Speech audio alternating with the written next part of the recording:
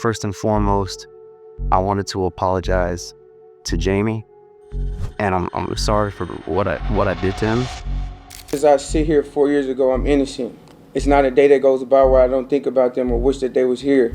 I would submit that this case is probably the most difficult and shocking case that this county in St. Johns County has dealt with. 69 killers, 69 lives destroyed, 69 courtroom moments you'll never forget. From the heartless to the unhinged, witness the raw, disturbing reactions as justice delivers its final blow. Upon realizing that Miss Barros was present in the apartment, Russell Burrell pointed the gun at her and fired it, striking and killing Shamika Barros. In July 2012, a home in Providence, Rhode Island became the scene of something truly tragic. 3 people, Michael Martin, Shamika Barros, and Damian Colon, were brutally killed. And the person behind it all wasn't a hardened criminal or a stranger hiding in the shadows. It was a 16-year-old Russell Burrell. Russell had once been described as a skinny, frail, and picked-on teen. But everything changed when he started carrying a gun. He thought it gave him power, respect, and protection. But what it brought was pain, destruction, and death. Along with 3 other teens, he planned a robbery. Their target was Michael Martin, a man they believed was vulnerable and had substantial wealth and assets they wanted to steal. Allowing him to be tried as an adult for the murders. Friday, another suspect, 16-year-old Quandell husband, was also charged as an adult. Russell wasn't acting alone. He teamed up with Quandell husband, Timothy DeBrito, and Donovan Hall. DeBrito provided the 9mm Glock pistol, and Russell was chosen to carry it. On the night of the robbery, the group wore black hoodies. They knocked on Martin's window. When Martin let them in, he had no idea he was letting in his killers. In just moments, Russell pulled out the gun, shot Martin in the stomach, then turned and shot Colon and Barros as well. After the murders, the teens fled, taking only 2 small bags of substance. The case shocked the community. What began as a robbery for a couple of dollars worth of substance ended in a triple homicide. Investigators worked quickly and eventually charged all 4 teens. Russell, who admitted to pulling the trigger, was only 16 at the time. But that didn't stop justice from catching up to him. And that Russell Burrell started firing a 9mm Glock handgun. According to testimonies, Hall had chosen Martin as the target because he thought he was easy to rob. Russell, on the other hand, was seeking respect. He believed that carrying a gun would make him stronger and finally earn him the reputation he thought he needed to survive. But what he did was destroy 3 innocent lives. Years later in court, 19-year-old Russell Burrell stood silently as he received 4 consecutive life sentences, plus 10 more years. However, he showed no regret for his actions. The judge called him a cold-blooded, pitiless slayer. Burrell's request for leniency was denied. He had tried to blame his actions on childhood trauma and life on the streets, but the court saw right through it. Assistant Attorney General Randall White, during his final case before retirement, struggled to hold back tears as he spoke about the victims. These were real people with families, dreams, and futures. And all of it was stolen in seconds by a teenager who thought a gun would change his life. It did, just not in the way he expected. Our next case shows how a moment of rage on the road turned deadly.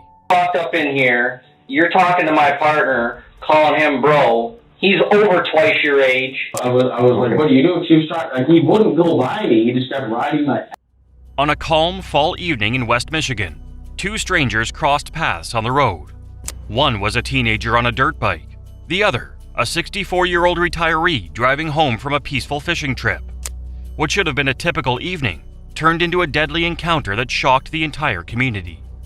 19-year-old Christian Hillman was riding his dirt bike along Whitneyville Avenue Southeast, just outside Grand Rapids.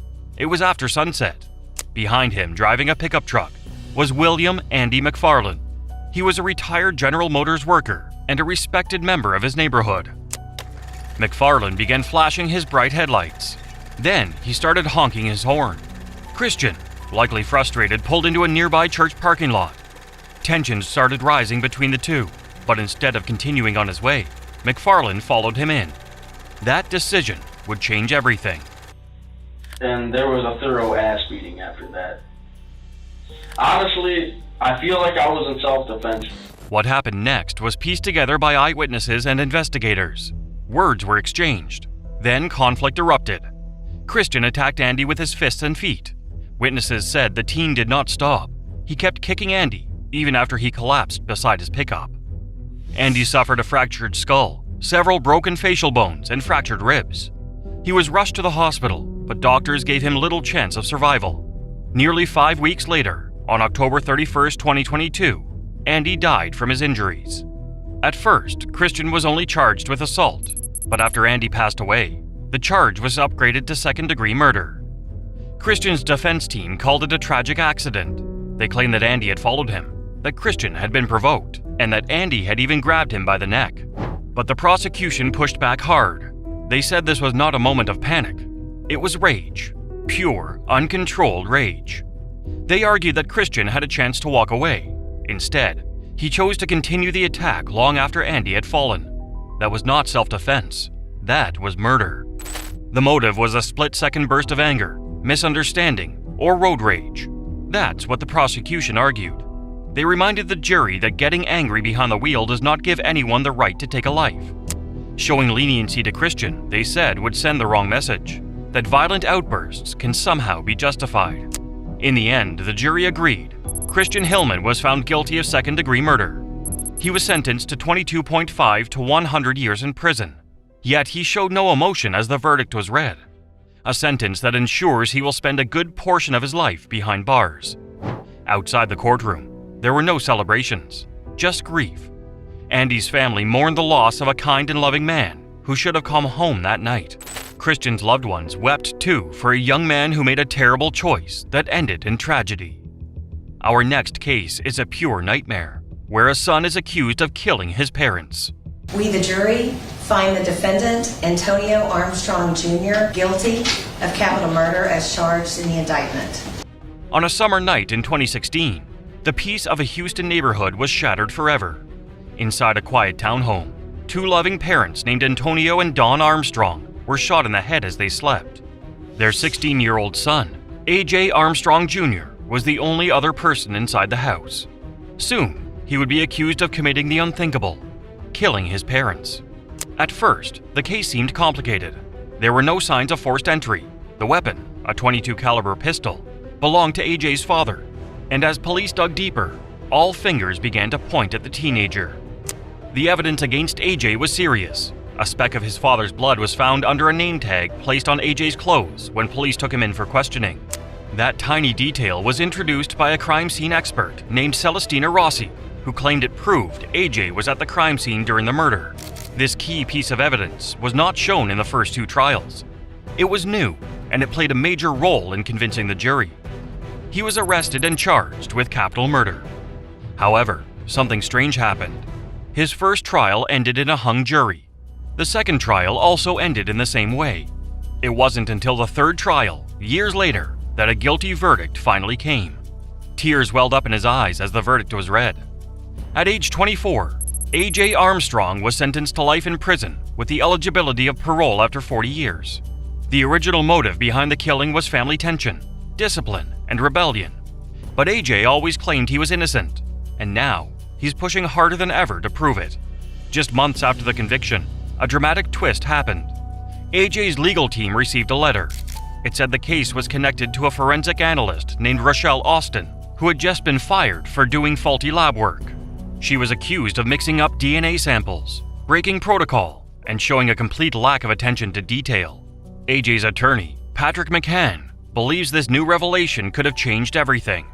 His lawyer argues that if the defense had known about Austin's mistakes during the trial, they could have questioned the integrity of the DNA evidence to prevent a guilty verdict. And Antonio were shown AJ put his head in his hands, shaking and crying. So far, the judge has refused to grant a fourth trial. But AJ's defense team has not stopped fighting. They've asked the Court of Criminal Appeals to pause his current appeal and send the case back for a special hearing to explore whether this faulty analyst impacted the outcome of his trial. They also believe the testimony from crime scene expert Rossi should be reevaluated, especially because she had already faced past complaints in another case. This case is emotional from every side. Two parents, Dawn and Antonio Sr., were brutally killed. A teenager, now a grown man, is serving life in prison while still insisting he is innocent. And now, serious concerns are being raised about the very system that put him behind bars. Our next case takes us to a night when a young life was senselessly cut short. But the truth is, the night of June 26, 2015, Isaias Madrid killed my happiness. He took my other half. Please show our community and these repeat offenders that enough is enough. On a summer night in 2015, a simple get-together turned into a nightmare. 17-year-old Jaden Chavez Silver was at a friend's house in northeast Albuquerque. The teens were just hanging out, talking, laughing, enjoying a quiet evening. Jaden wasn't causing any trouble. He wasn't involved in any gang activity or crime. He was simply spending time with friends. But everything changed in an instant. A car pulled up outside the house. Gunshots rang out. Jaden was hit in the chest during the drive-by shooting. His friends rushed to help him, but it was too late. At first, no one understood why this happened. Jaden had no enemies. He came from a loving family, had a bright future ahead of him, and was deeply loved by those who knew him. It didn't make sense that someone would target him. But someone had taken his life, and the police were determined to find out who was responsible. Officers launched a full-scale investigation. They spoke with witnesses, collected surveillance footage, and followed every possible lead. After months of hard work, detectives identified a suspect, Isaias Madrid, a 17-year-old the same age as Jaden. But the case didn't stop there. Investigators learned that Madrid had taken another life just 6 months after Jaden's death. This time, after a beer pong game turned into a deadly argument. 2 murders, 2 innocent lives lost, and 1 teenager is responsible for both. In 2017, Madrid was convicted of killing Jaden Chavez Silver and sentenced to life in prison. He also received an additional 16 years for a second killing. Despite the severity of the crimes, he showed no remorse. Still, his legal team continued to fight. They argued that a life sentence was too extreme for someone so young. They claimed Madrid had matured behind bars, that he had changed, felt remorse, and deserved a second chance. Intentions were to see the guy who jumped on me. I was gonna knock, and then I was gonna shoot at him. With that, they petitioned the court to reduce his sentence. During the hearing, Madrid blamed gang activity for the atrocity, but he never took full responsibility. Jaden's mother, Nicole Chavez, wasn't convinced. She had even received a photo of Madrid in prison, posing and throwing up gang signs. To me, is he remorseful? Not, she said. The judge agreed. I don't necessarily find that he suddenly had remorse over the death of Jaden, the judge stated firmly. And I'm going to ask you to consider and ask yourself, how many lies and inconsistencies are you willing to stomach? Madrid's request for a shorter sentence was denied. The court found no reason to believe he had changed, and he remains behind bars, with no early release in sight. I believe Jaden deserves better justice than this just time served. For Jaden's mother, Nicole, closure still feels out of reach.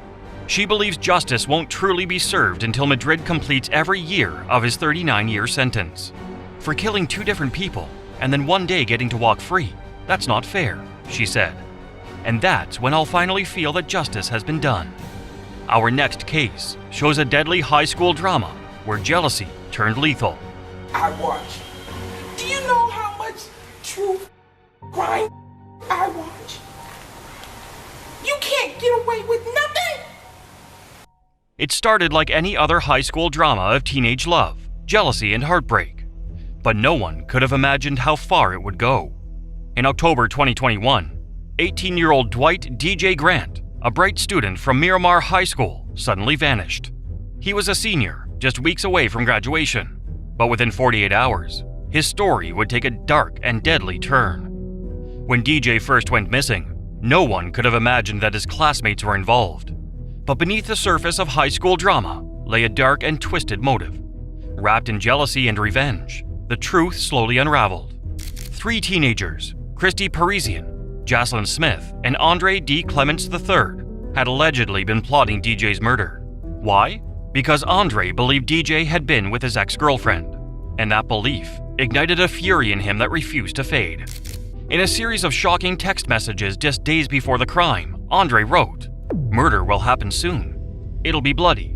Help me kill him." Detectives began their investigation, and what they uncovered was deeply disturbing. Security footage showed Christy luring DJ toward a stairwell under false pretenses. Waiting there were Andre and Jocelyn. What happened next turned deadly. Authorities later said the weapon used resembled a sword. After the brutal attack, the teens dragged the body and hid it behind nearby bushes.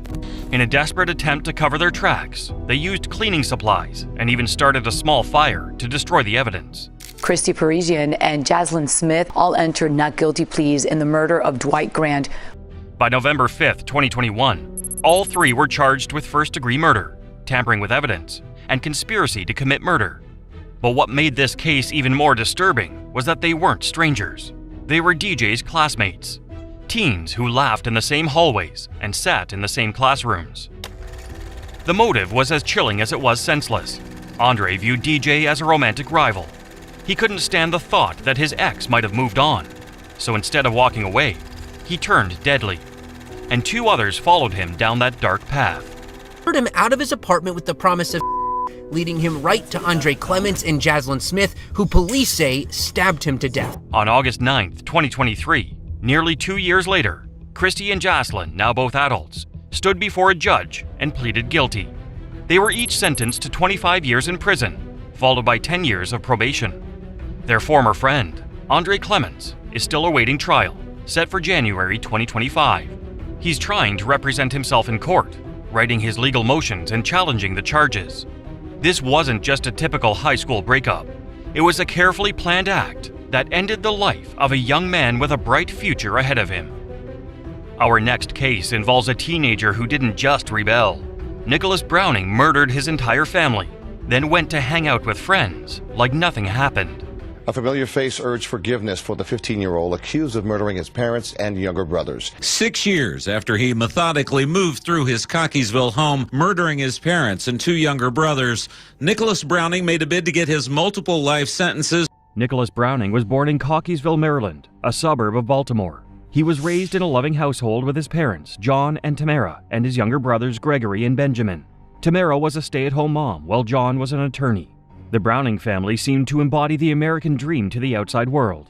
His attempt to show remorse any more than the judge who denied his motion. Coffin says he planned the murders like a professional hitman. Growing up, Nicholas was an honor student and Boy Scout. He excelled in academics and extracurricular activities, playing varsity golf and lacrosse at Delaney High School. But as time went on, dark clouds began to form behind his seemingly perfect facade.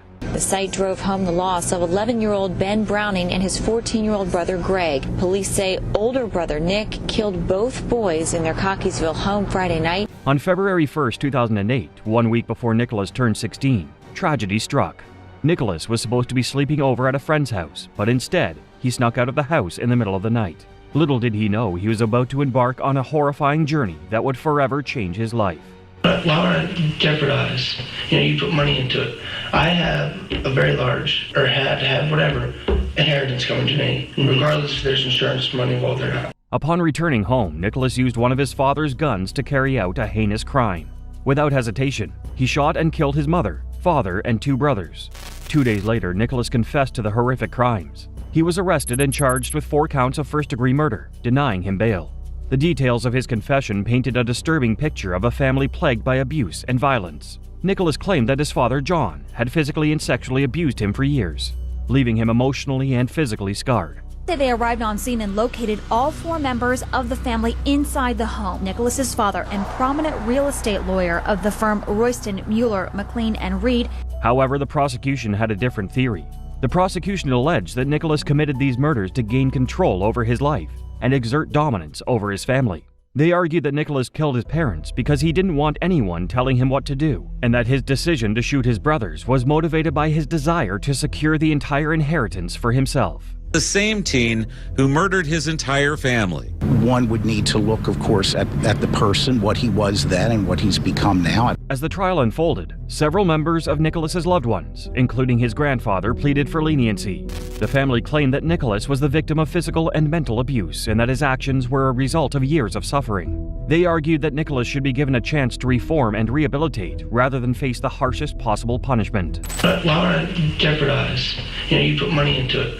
I have a very large, or had to have whatever, inheritance coming to me, and regardless if there's insurance money involved or not. After intense negotiations, the prosecution and defense teams finally reached a plea deal. In January 2009, Nicholas pleaded guilty to 4 counts of first-degree murder and was sentenced to 4 life terms in prison, with 2 life terms to be served consecutively.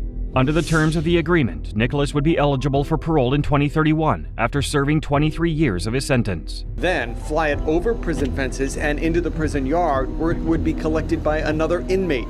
Despite his guilty plea, Nicholas attempted to appeal for a sentence reduction in 2014. However, the courts denied his request. Today, Nicholas is serving his sentence at Cumberland, Maryland's Western Correctional Institution. Next, we examine the chilling case of Caden Smith, a teen killer who unleashed a wave of violence, leaving devastation in his path. Detectives also obtained this photo from early November of what police say appears to be Smith holding a handgun and a GPS monitor around his ankle. Charges in the shooting on the south side of Indianapolis. A Metro police officer found the bodies of 3 men in October of 2021, including Michael James Jr., who you see right here in these pictures.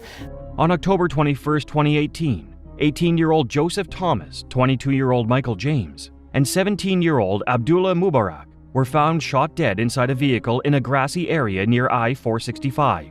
This triple homicide sent shockwaves through the city, with fears that a serial killer was on the loose. However, these theories were quickly debunked, and the prime suspect in the investigation became 16-year-old Caden Smith, a friend of the deceased young men. That this is a dangerous individual and he belongs in jail. As she prepares for another holiday without her son, she's hoping this time Smith will remain in jail. Joseph Thomas's mother told police investigators that her son had mentioned plans to meet with his friend Caden before he left home. This revelation sparked suspicion and led the investigators to focus on Caden as a potential suspect. Upon examining Caden's electronic devices, a search on his cell phone for homicide attorney cost was discovered. The searches raised even more red flags about Caden. An arrest Smith in the weeks after the killing was faulty, and the evidence has been tossed out, much to the dismay of the families of Joseph Thomas and Michael James. Through meticulous investigation, it was evident that Caden Smith had planned this heinous crime meticulously. He lured his victims to a secluded area near the interstate, promising to show them a gun conversion device known as a Glock switch. Little did they know, Caden had sinister intentions. Shootings happened along a path near Meridian Street and 465 on the south side. They say victims, after showing them how to use a gun. Caden took the 3 men there under the pretense that he was going to demonstrate this lock switch, which he claimed would enable a semi-automatic to fire like a machine gun. However, what unfolded that night was cold-blooded murder. Despite the setbacks, the investigation ultimately leads to Caden Smith's arrest. When taken into custody, police found a Glock in his possession. After conducting a thorough examination, it was determined to be the murder weapon. The evidence was undeniable. Charged with killing 3 people found near Southern Plaza a year ago is on electronic monitoring tonight at home. A judge ordered Caden Smith to be released on bond. His defense team managed to persuade a judge to throw out crucial evidence, including cell phones and drugs. They argued that the search warrant was invalid and yielded little to no evidence connecting him to the triple homicide. Caden Smith killed Michael James, Abdullah Mubarak, and Joseph Thomas. They say he was 16 years old at the time he was charged as an adult. The trial finally began on August 19, 2024, more than 3 years after Caden's initial arrest. After a grueling 5-day trial, Caden was found guilty of 3 counts of murder, 2 counts of felony murder, 2 counts of robbery, and multiple drug and gun-related offenses. On September 17, 2024, 1 month after the trial, Caden was sentenced to 189 years in prison by a Marion County judge. Prosecutor Ryan Mears, speaking on behalf of the prosecution, stated that justice had been served for the 3 victims. Mears emphasized the significant sentence imposed by the judge, calling it a testament to holding violent individuals accountable for their actions. Caden Smith's tragic and violent actions shocked those who knew him, but the next case takes us into the chilling world of a young mind gone dangerously astray. Michael Hernandez, a teenager whose brutal crime against his best friend revealed a darkness lurking beneath the surface. Was being treated for bipolar disorder and schizophrenia. And I wanted to apologize to his family, to his mother and his father, because I didn't always feel this way. I'm sorry for what I did to him, and it hurts me how senseless it was, because he was always such a good friend to me. And I wanted to apologize to his family. 14-year-old Michael Hernandez had a passion for heavy metal music and horror movies, which, while not uncommon among teenagers, was where the similarities between him and countless others ended. What Michael confessed to his childhood best friend, 13-year-old Andre Martin, in the summer of 2003 was disturbing. He shared with Andre his desire to become a serial killer, stating that he was studying murderers' mental illnesses. At the time, Andre believed the comment to be in jest and had no cause for concern. Little did he know that Michael was planning a deadly assault against him and their other friend, 13-year-old Jaime Goff. Today is not about how this young man passed away, but instead it is a celebration of how he lived and the lasting impression that he made on our community. Andre Martin is all grown up. He's a Miami-Dade cop.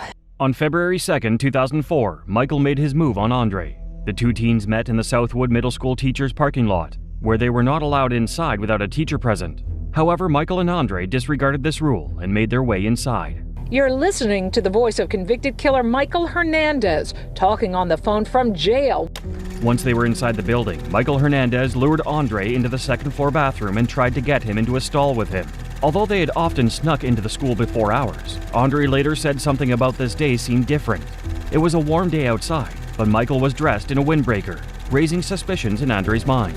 This unusual behavior caught Andre off guard, and he couldn't help but wonder what was behind Michael's strange attire.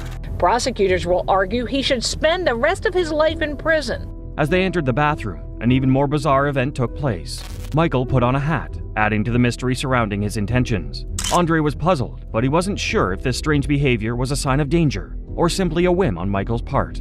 Just when Andre was about to decide whether he would follow Michael into the stall, the bell rang, signaling the start of the school day. Andre quickly left the bathroom. With that being said, nothing comes in the way of the bittersweet memories he has of Jaime Goff. His best friend was murdered. Despite the failed attempt on February 2nd, Michael remained undeterred. His determination to kill was unwavering.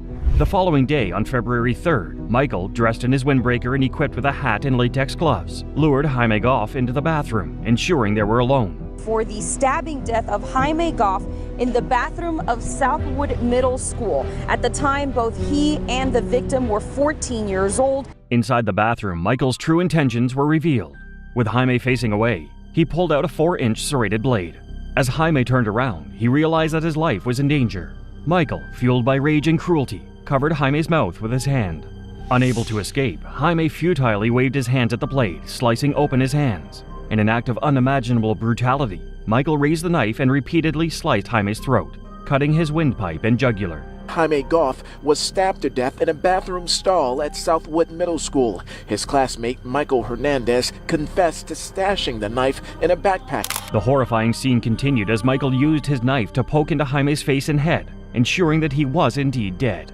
Satisfied with the outcome, Michael disposed of one pair of gloves down the toilet and donned another. He then washed the blood from his hands, jacket, and even his face in the sink. Blood was splattered across the floor and stall, and the body of Jaime lay lifeless on the ground. For his resentencing hearing, his attorney, Manny Hernandez, guiding him through that first part of testimony. Authorities were immediately notified of the murder, and an intense investigation was launched. The focus quickly shifted to Michael Hernandez, who was identified as a prime suspect. After Michael was taken to the police department, he waived his Miranda rights and confessed to murdering Jaime and trying to kill Andre one day earlier. From his father today, also several jailhouse calls made between he and his father, where his father actually plays music that he requests for him. Michael was charged with 2 counts of first-degree murder, one for the brutal killing of Jaime and the other for attempting to take the life of Andre just one day earlier. One of the key aspects of Michael's case was the conflicting expert opinions surrounding his competency to stand trial. A court-appointed expert testified that Michael did not have a mental illness that should impact his competency. However, the defense hired a psych who claimed that Michael did have symptoms that indicated he had paranoid schizophrenia.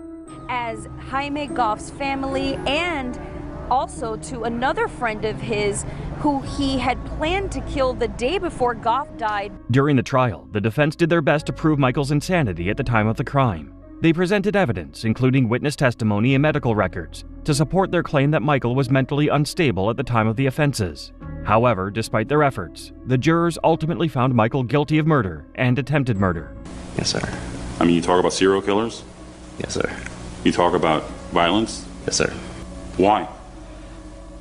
Miami-Dade Circuit Judge John Schlesinger delivered the final judgment, sentencing Michael to life in prison without parole, the maximum punishment available. Judge Schlesinger also imposed an additional 30 years for the attempted murder of Andre Martin. bringing the total sentence to a staggering 30 years to life. A female over the phone. So I didn't know what to talk about. My life as being, incarcerated, it's very mundane. So I tried to think about.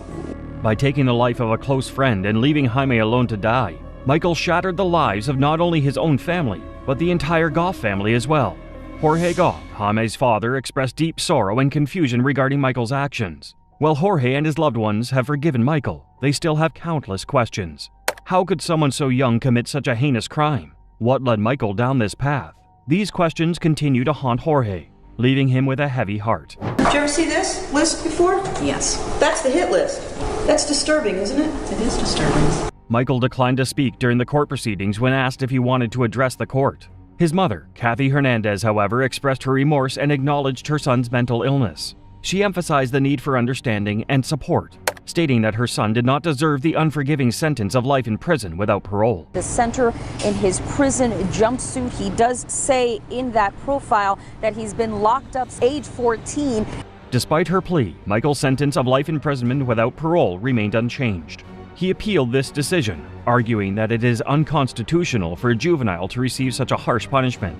His defense said Michael basically had the juvenile death penalty and that he was locked away to die as a child. Oh, why don't you practice your weekend learning how to cry? Oh my God. In 2016, the United States Supreme Court ruled that juveniles could no longer be automatically sentenced to life without the possibility of parole. This decision paved the way for a retrial in the case of Michael Hernandez. However, during Michael's retrial in 2016, which lasted 3 days, it became clear that during his years behind bars for murdering his best friend, he had not changed. The prosecution presented phone calls Michael made from prison where he spoke about his admiration for serial killers like Jeffrey Dahmer and mass shooters like Dylan Klebold and Eric Harris, who committed the infamous Columbine massacre. How'd you muster up those tears? I feel horrible about what I did. Yeah, so horrible to say, I may have to stab myself. Michael was sentenced to life in prison without parole again, although he faced the prospect of spending the rest of his life behind bars. His life wouldn't last much longer. In August 2021, at the age of 31, Michael passed away in prison due to a heart condition and natural causes. According to the autopsy report, Michael was morbidly obese at the time of his death. At just 5'10" and 285 pounds, he exhibited severe cardiac dysrhythmia. Many people, that is a vitamin for me, a vitamin for my soul, a vitamin to be strong and continuing work for. Jaime's parents, Jorge and Maria Goff, sat with 7 News to share their thoughts and feelings about Michael's passing. Maria, overcome with emotion, admitted that she couldn't stop crying upon hearing the news. Jorge, on the other hand, was shocked by the revelation, expressing disbelief and sorrow over their son's murderer's death. So amazing. Now there's a fresh look at the sign out there.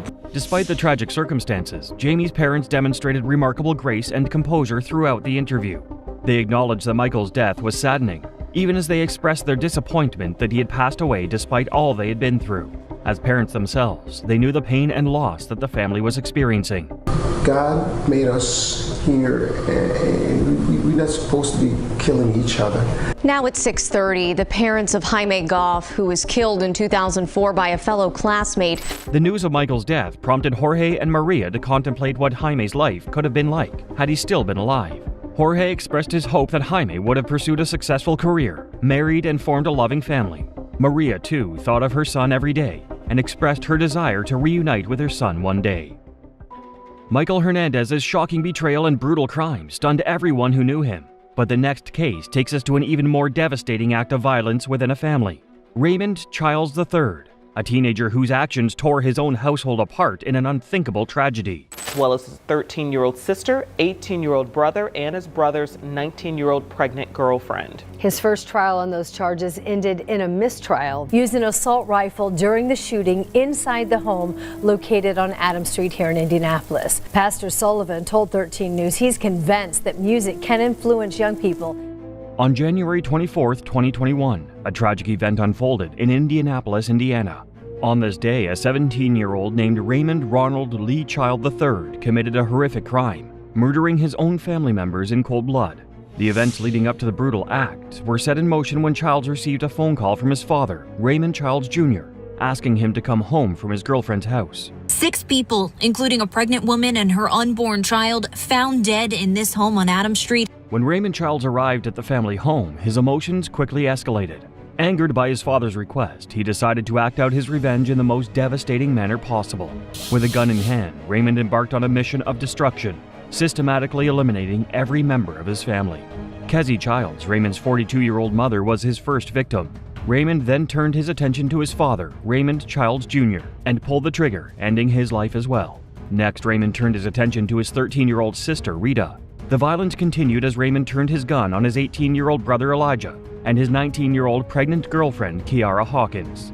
In the midst of this carnage, Raymond's 15-year-old brother managed to escape and sought refuge at a neighbor's house. Alerting the local authorities, the survivor provided crucial information that would lead to Raymond's arrest. According to the testimony of the brother, Raymond shot both their parents in their home on Adams Street. The devastated father, in his last moments, uttered the words, "I'm sorry, Raymond, I love you." Based on the evidence provided by the brother, Raymond Childs III was arrested and charged with 6 counts of murder and 1 count of attempted murder. He was charged as an adult under Indiana law, which meant that he faced the possibility of a maximum sentence of life without parole. In July 2024, Raymond Childs III finally went on trial for his crimes. However, the trial ended in a mistrial when a witness addressed Raymond from the stand, asking why he had committed the murders. This unexpected turn of events caused a mistrial, leaving Raymond's fate hanging in the balance.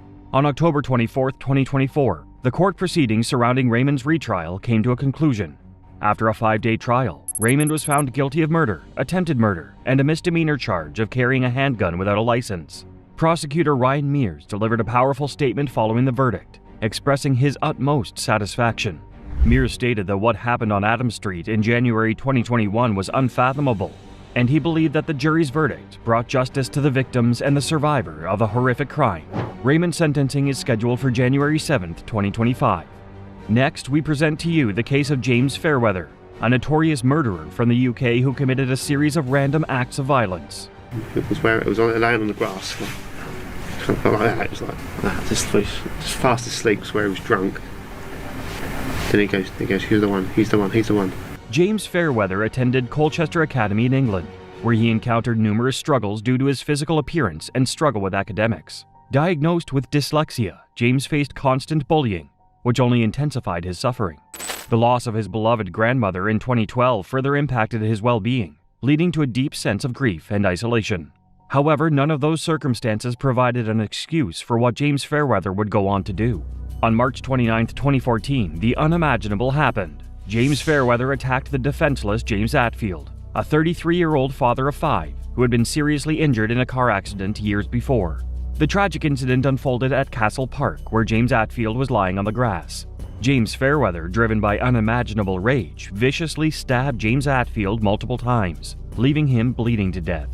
As the details of the case unfolded, it was revealed that James Atfield had been stabbed over 100 times. 3 months after the brutal murder of James Atfield, Nahid Al-Mania, a 31-year-old Saudi student at the University of Essex, fell victim to James Fairweather's violent rampage. Nahid's body was found on Salary Brook Trail, near her home, with multiple stab wounds. So, today, Chief Superintendent Carl O'Malley gave interview after interview after interview, repeated appeals for public help. As the police investigated, they questioned over 50 individuals with a history of knife crime in the area. James Fairweather remained under the radar. By January 2015, nearly 1,000 people had been spoken to regarding the murders of James Atfield and Nahid Al-Mania. These murders, which took place in a public park in broad daylight, shocked the nation. The head of the Major Crimes Unit for the Essex Police described the killings as brazenly executed. Despite the lack of evidence, the police even went as far as investigating whether Nahid's murder was a hate crime due to her Saudi background. In May 2015, a breakthrough came when a dog walker found James Fairweather loitering in a park and called the police. When the police arrived, they discovered James with rubber gloves and a knife in his possession. He was arrested on the spot. In January 2015, James Fairweather found himself the subject of a psychiatric evaluation. During this session, he disclosed that he had harbored antisocial and violent thoughts for quite some time.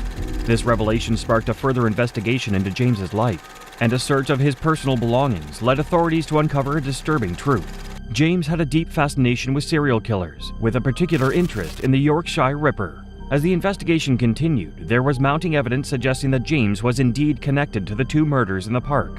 Despite his initial denial of any involvement, the evidence against him grew stronger, leading to his arrest and being charged with 2 counts of murder and possession of an illegal weapon.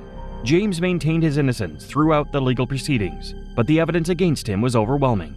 However, as the trial unfolded, James made a shocking decision. He ultimately pleaded guilty to 2 charges of manslaughter on the grounds of diminished responsibility. James admitted that he had committed the crimes, but claimed that he had psychosis at the time of the incident.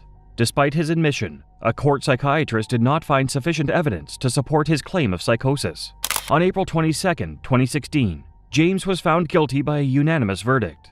He was sentenced to life in prison with parole eligibility in 27 years. James attempted to appeal his sentence on the grounds of his young age, arguing that he was not fully aware of his actions. However, his appeal was rejected when the judge declared that James had been aware of what was happening at the time of the murders. Next, we turn to the disturbing case of Aiden Fucci. We'll uncover the chilling details of his crime and witness the emotional breakdown of a teenager spiraling into darkness. So Tristan Bailey, Aiden Fucci, they went to school together at Patriot Oaks Academy. Both lived in an upper middle class neighborhood, pretty much had zero crime. May 9th, 2021, Bailey goes missing. Tristan Bailey was born in January 2008. She was the youngest of 5 children and spent her first years growing up in sunny Singapore. Everyone who knew Tristan described her as an incredible friend with boundless energy. The Bailey family eventually returned to the United States and settled in St. Johns County, Florida. In May 2021, Tristan was a 7th grader at Patriot Oaks Academy, living a typical teenage girl's life. She was happy, popular, and a cheerleader. However, things changed on May 9th, 2021, when Tristan's mother went to her bedroom to wake her up and discovered she was nowhere to be found. 49 of the stab wounds were located on her hands, arms, legs. Tragically, hours later, a person walking through a wooded area on Saddlestone Drive near Jacksonville stumbled upon a retention bond and couldn't help but notice what appeared to be a mannequin. Upon closer inspection, they realized it wasn't a mannequin, but the body of a young girl they'd all come to know and love. It was Tristan. The medical examiner's report revealed a shocking discovery. Tristan had been stabbed multiple times, with a staggering total of nearly 120 wounds. Shockingly, many of those wounds were found to be defensive, indicating that she had fought for her life. As crime scene investigators meticulously combed the area, they stumbled upon crucial evidence. A buck knife missing a tip was discovered in the pond near Tristan's body. However, the missing tip was found in an even more disturbing location, lodged in Tristan's head. Multiple witnesses came forward, stating that they had seen 14-year-old Aiden Fucci and Tristan together before she was reported missing. These statements, coupled with Aiden's ever-changing stories when questioned by police, added fuel to the fire. One of the stories Aiden told investigators involved an altercation between the two, where he claimed that Tristan had touched his privates, prompting him to push her away physically. According to Aiden, Tristan fell to the ground and hit her head. After being questioned by the police while sitting in a patrol car, Aiden took pictures and videos and posted them on Snapchat. In one post, Aiden asked, "Hey guys, has anybody seen Tristan lately?" At midnight on May 10th, 2021, the police conducted a search of Aiden's home in search of evidence connecting him to Tristan's murder.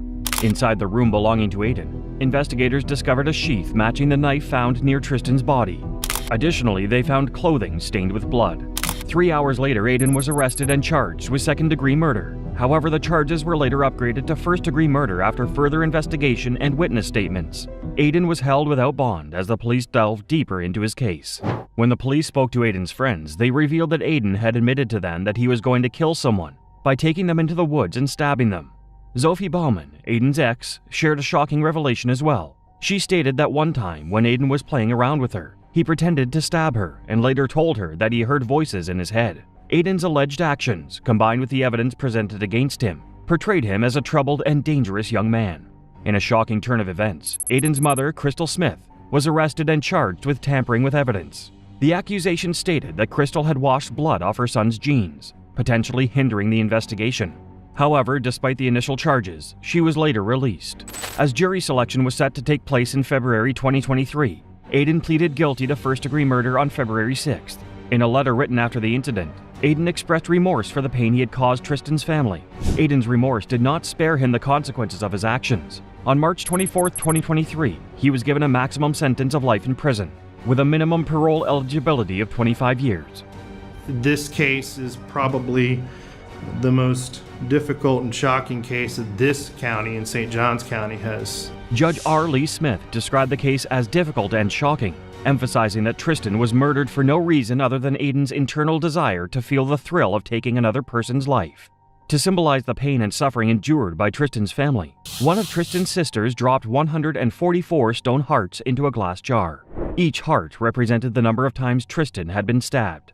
As each loved one of Tristan read their statements, the room was filled with a mix of emotions.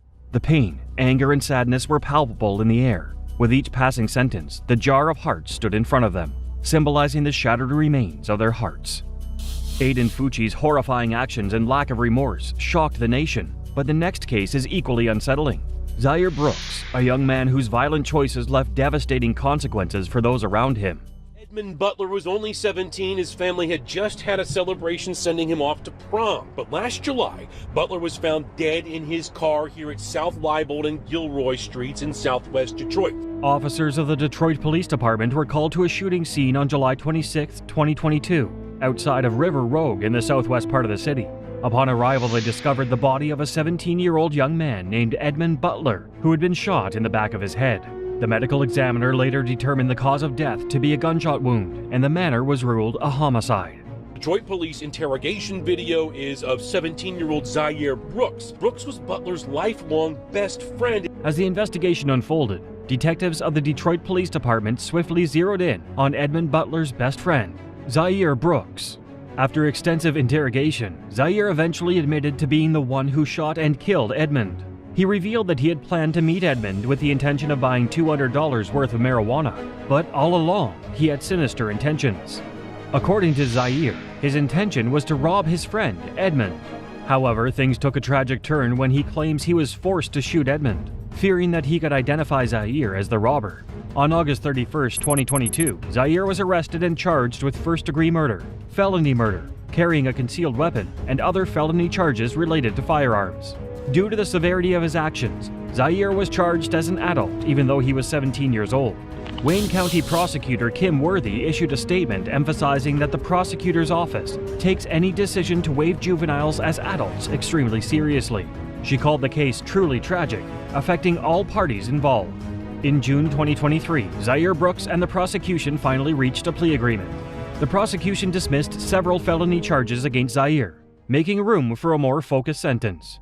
Wayne County Circuit Judge Sharice Anderson ultimately sentenced Zaire to 23 to 40 years in prison for second-degree murder and 2 years for a weapons felony firearm charge. Next, we turn to the shocking case of teen killer Ethan Couch, whose defense argued he was too wealthy to face the consequences of his crimes. His insane sentence left the courtroom stunned and sparked intense debate. Couch was 16, crashing into a group of people who were helping 24-year-old Brianna Mitchell, who had broken down on the side of the road. Mitchell, Holly Boyles, her daughter Shelby Boyles, and youth pastor Brian Jennings. Ethan Couch was born into an upper-middle-class family in Burleson, Texas. When he was 13 years old, he began attending Anderson Private School, a prestigious institution known for its high standards and academic excellence.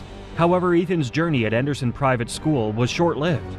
After the principal raised concerns about Ethan's behavior, his father, Fred, and his mother, Tanya, decided to pull him out of school. Instead of attending a traditional school, Ethan was enrolled in a co-op in Watauga. Things seemed to be looking up for Ethan at the age of 15. He had enrolled at community college and was seemingly on a path to success. However, fate had other plans in store for him. One day, Ethan found himself in a parked pickup truck with a naked, unconscious 14-year-old girl. The authorities were called to the scene, and Ethan was charged with minor consumption and possession of alcohol. Ethan decided to plead guilty. He was sentenced to probation, an alcohol awareness course, and community service. It seemed like this was an opportunity for Ethan to turn his life around. Unfortunately, Ethan's troubles with the law were far from over. Despite his efforts to stay out of trouble, he ended up making headlines for all the wrong reasons. On the night of June 15, 2013, Ethan Couch, accompanied by a group of friends, embarked on an ill-fated journey that would change their lives forever. Armed with 2 cases of beer he had stolen from Walmart, Ethan decided to drive his father's 2012 red Ford pickup truck with 7 passengers inside. As Ethan recklessly sped down the road, oblivious to the speed limit and warning signs, tragedy unfolded. 24-year-old Brianna Mitchell's SUV had stalled, and she pulled over to seek assistance. Brianna had no idea fate would bring her face to face with Ethan and his irresponsible actions. Holly Boyles and her daughter Shelby, who were living nearby, happened to be passing by. Holly, a 52-year-old woman, and her 21-year-old daughter Shelby, who was home visiting from university, decided to lend a helping hand to Brianna. In the meantime, Brian Jennings, a youth minister and father of 3, had also stopped to assist Brianna. As Ethan's truck barreled down the road, it swerved into Brianna's vehicle and crashed into Brian's parked car. The collision caused Brian's car to strike an oncoming vehicle, and in an instant, the scene turned into a chaotic disaster. Ethan's truck flipped over, ramming into a tree. Tragically, Brianna Mitchell, Holly and Shelby Boyles, and Brian Jennings all lost their lives in the incident. Sergio Molina, a passenger in Ethan Couch's vehicle, survived the horrific crash, but was left paralyzed from the neck down. The other passengers in Ethan's vehicle, as well as Ethan himself, were taken to the hospital, but miraculously they suffered no serious injuries. However, 3 hours after the incident, it was discovered that Ethan's blood alcohol level was a staggering 0.24%, 3 times over the legal limit. As if that weren't enough, he also tested positive for marijuana and diazepam. After the medical staff cleared Ethan at the hospital, he was arrested and charged with 4 counts of intoxication manslaughter and 2 counts of intoxication assault. He pleaded not guilty. As the story unfolded, the media soon discovered that Ethan's parents, Fred and Tanya, had been in trouble with the law. Fred had previously been charged with evading arrest, theft by check, and assault on Tanya. To add insult to injury, he was also convicted of misdemeanor assault in 2000. While these charges were shocking, Tanya's past truly raised eyebrows. In 2013, the same year as the fatal accident involving her son, Tanya was sentenced to a $500 fine and community service for reckless driving. It was a disturbing revelation that hinted at a disregard for the law and the consequences of their actions. It was obvious from the beginning that the Couch family was used to some sort of privilege. This mindset became even more apparent when G. Dick Miller, a defense-hired psych, testified during Ethan's trial. Miller claimed that Ethan suffered from affluenza and couldn't link his actions with consequences because his mother and father taught him that money, privilege, and power were connected. The affluenza defense, a term coined by the Couch family's legal team, gained international attention for its outrageous claims. The defense argued that Ethan's privileged upbringing had prevented him from understanding the consequences of his actions. They argued that Ethan's wealth had shielded him from reality and distorted his moral compass. Did not have the authority to do so. The High Court disagreed. You'll remember Couch unsuccessfully used that privileged upbringing affluenza defense and received 10 years probation. However, many people found the affluenza defense ludicrous and offensive. Critics argued that it perpetuated the idea that the wealthy are exempt from responsibility and blame. It sparked debates about the role of privilege in society and the responsibility of parents in raising their children. As Ethan Couch faced the consequences of his actions, his family's reactions were mixed. Tanya Couch expressed remorse for her son's actions, but defended the use of the affluenza defense. On the other hand, Fred Couch remained unrepentant and blamed the media for his son's fate. The reactions from the Couch family further fueled public outrage and discussions about the severity of Ethan's sentence. Many believed that his punishment did not fit the crime, while others argued that it was necessary to hold him accountable. Ethan was sentenced to attend an upscale rehab center that costs approximately $500,000 a year. In addition to his rehab requirement, Ethan was ordered on probation for 10 years and was given additional restrictions. He was required to wear an ankle monitor, submit to drug testing, and abide by a 9 p.m. curfew. The judge also ordered Ethan to install a video interlocking ignition device on his car. Eric Boyles, Holly's husband and Shelby's father, told the media in 2014 that he felt Ethan's sentence was too lenient. He argued that the outcome might have been different if Ethan hadn't had the money to afford a top-notch defense. This statement sparked controversy and debate, with several people questioning the severity of the punishment. In the midst of all the controversy, 6 civil lawsuits were filed by the victims' and survivors' families against Ethan and his family. These lawsuits sought justice and compensation for the pain and suffering caused. However, all the suits were eventually settled out of court, allowing the parties involved to move on from this chapter. Despite going to rehab and being on probation, Ethan's actions continued to defy the legal system. In December 2015, police were alerted to a tweet that alleged Ethan was playing beer pong at a party and drinking alcohol. This blatant violation of his probation sparked an investigation, issuing a warrant for his arrest. However, Ethan managed to elude authorities, with his probation officer failing to make contact with his mother, Tanya. U.S. Marshals and the FBI joined the effort as the search for Ethan intensified. By the end of December, Ethan and Tanya were finally located in Mexico and extradited to the U.S.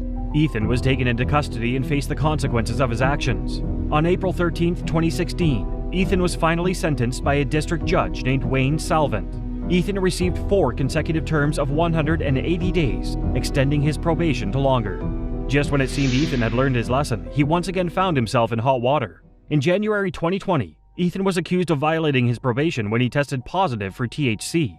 To the surprise of many, Ethan was released just 1 day after it was determined that the positive result could have come from either illegal marijuana or CBD oil. The leniency shown towards Ethan again sparked outrage, with critics questioning the system's ability to handle repeat offenders. Ethan Couch's reckless actions and the controversial affluenza defense left many outraged. But the next case takes us to an even more chilling moment in history. Custody until she's 25, then go to state prison. That everyone expected. What they did not expect was the judge's permission to tape the audio portion of the proceeding. Brenda Spencer was born and raised in Chula Vista, California to parents Dorothy and Wallace Spencer. However, things turned tragic after Dorothy discovered that Wallace was cheating on her with several women. These affairs led to a breakdown of their marriage, and the couple eventually divorced. After the divorce, Brenda moved with her father, Wallace, into a filthy apartment. Living conditions were far from ideal, as they shared a mattress on the living room floor. The home was littered with empty bottles from Wallace's alcohol abuse. It was during this period that Brenda's behavior began to deteriorate. People around her would later claim that she harbored a deep hatred for policemen, referring to them as pigs and cheering whenever she saw reports of officers involved in shootings.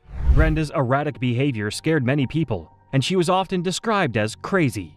Around this time, Brenda started to get into trouble with the law. Her probation officer believed it was necessary for her to undergo a psych evaluation. This evaluation concluded that Brenda should be admitted to a mental hospital to seek professional help for her mental health.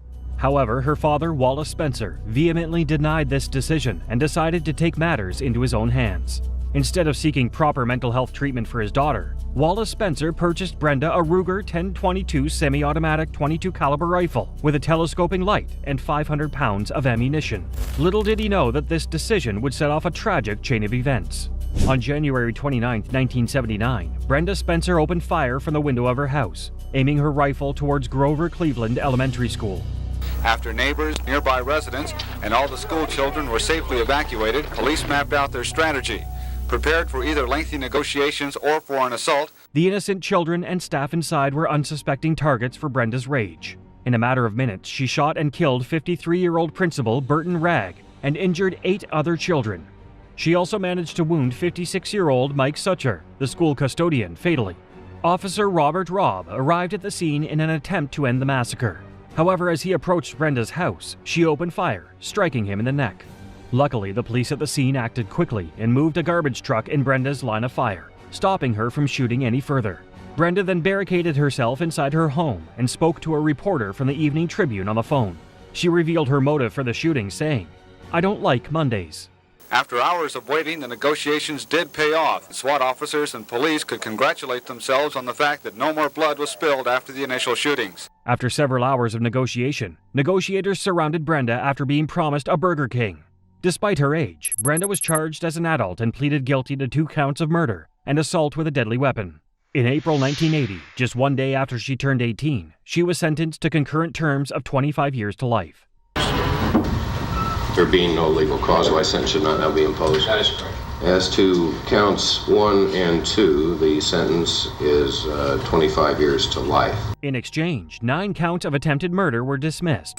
Brenda's actions shocked the nation and earned her the title Schoolgirl Sniper. With her young age and lack of remorse, the public reaction was a mix of shock and horror. This crime was particularly chilling as she targeted elementary school students. The thought of a child being gunned down by a teenager left many in disbelief. The lead singer of the Boomtown Rats, an Irish new wave band, was particularly struck by what happened. Bob Geldof was deeply affected by Brenda's story. He was particularly struck that Brenda had cited her dislike of Mondays for her heinous crime. This quote inspired Bob to write a song called "I Don't Like Mondays," released in July 1979. Despite the severity of the charges, Brenda became eligible for parole in 1993 for the first time. However, her request was denied. At her parole hearing in 2001, Brenda alleged that her father had harmed her, but her father, Wallace, adamantly denied these claims, stating they were untrue. The board ultimately denied her parole. Brenda, currently serving her sentence at the California Institution for Women, was dealt a devastating blow at her latest parole hearing in August 2022. In spite of her efforts to prove her rehabilitation, she was still deemed unsuitable for release. Her next parole hearing is in 2025. Brenda Spencer's unthinkable act of violence shocked a nation and left an enduring legacy of pain. But the next case takes us to a very different kind of crime.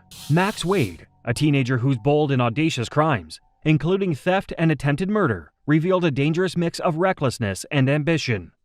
Wade's legs will be chained up during his upcoming trial. His attorney was concerned about the image that would have on the jury, so curtains have been put up in front of his seat. This area here. Max Wade first gained attention when he made headlines for stealing a Lamborghini that belonged to none other than celebrity chef Guy Fieri. This audacious act earned him 15 minutes of fame and landed him in hot water with the law. However, Max's legal troubles did not end there. In 2013, he was found guilty of 6 charges, including attempted murder. Despite being just a teenager at the time of the crimes, he was tried as an adult. In April 2012, Max committed a drive-by shooting in Mill Valley. His target was 19-year-old Landon Wallstrom, who was in a car with 18-year-old Eva Dedier. Max was initially charged with attempted murder in Eva's case, but the charge was dropped. Max's actions were deemed so severe that he was ultimately sentenced to life in prison, plus 21 years and 4 months. Judge Kelly Simmons, who delivered the harsh verdict, stated that Max planned the attack perfectly, and that's kind of scary.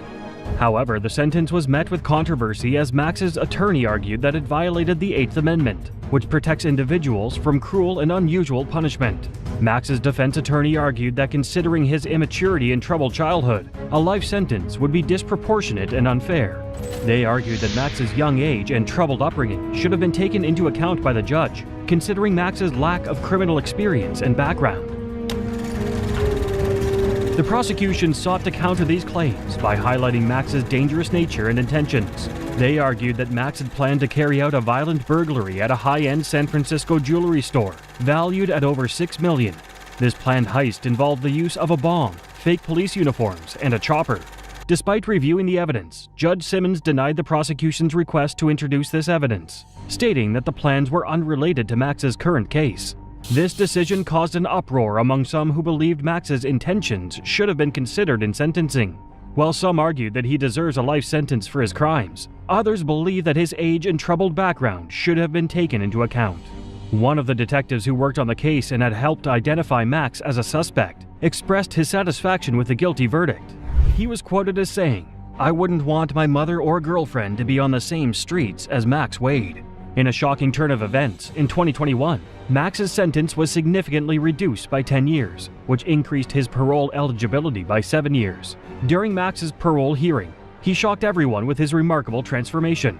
He claimed that he had changed significantly while in prison, stating that the death of a close friend had had a profound impact on him. Max elaborated on how this experience had opened his eyes and made him realize the error of his ways. Max went on to tell the parole board that he had earned his GED and was now studying computer science. He expressed a desire to work in cybersecurity. The state parole board, impressed by Max's good behavior and assessed him as a low to moderate risk, decided to grant him parole. This decision was met with objections from the Marin District Attorney's Office, which argued that Max was merely a wolf in sheep's clothing. Despite their concerns, the parole board stood by their decision, citing Max's impressive progress and willingness to change. The parole decision, made on July 20th, will be reviewed by the board's legal division and California Governor Gavin Newsom. This process can take upwards of 3 months as both parties carefully examine the details of the case and weigh the potential consequences. It is crucial to note that the governor, who holds the ultimate authority in such cases, makes the final determination of Max's parolees. From Max Wade's high-speed chase with the law, we move on to a far darker and more disturbing story: the case of Robert and Michael Beaver. These teenage brothers took sibling rivalry to a horrifying level, committing unthinkable acts against their own family. Broken Arrow, Oklahoma has 1, maybe 2 murders a year, but tonight this community is reeling from 5, the worst crime anyone here can remember. In 2015, the quiet town of Broken Arrow, Oklahoma was rocked by a shocking crime involving the Beaver family. Daniel and April Beaver were a seemingly ordinary couple, raising their 5 children in a modest home. But beneath this facade, a darker truth lurked. The Beavers were a close-knit unit, with Robert, Michael, Crystal, Daniel, Christopher, Victoria, and Autumn making up their brood. Those who knew the family described them as quiet and withdrawn, preferring to keep to themselves. The children, homeschooled by their parents, were rarely seen interacting with other children in the neighborhood. Despite their seemingly innocent exterior, rumors about the Beaver brothers, Robert and Michael, began to circulate. There was something unsettling about them, but no one could put their finger on it. Police don't yet have a motive, one calling this the worst single criminal event in this town's history. On July 21, 2015, Robert and Michael Beaver collected body armor and knives, hatching a plan to carry out a horrific act of violence. These two brothers were plotting to murder their family the very next day. Around 11:30 p.m., Robert and Michael enacted their deadly plan, starting with a horrifying act of violence. They slit their 13-year-old sister Crystal's throat, leaving her fighting for her life.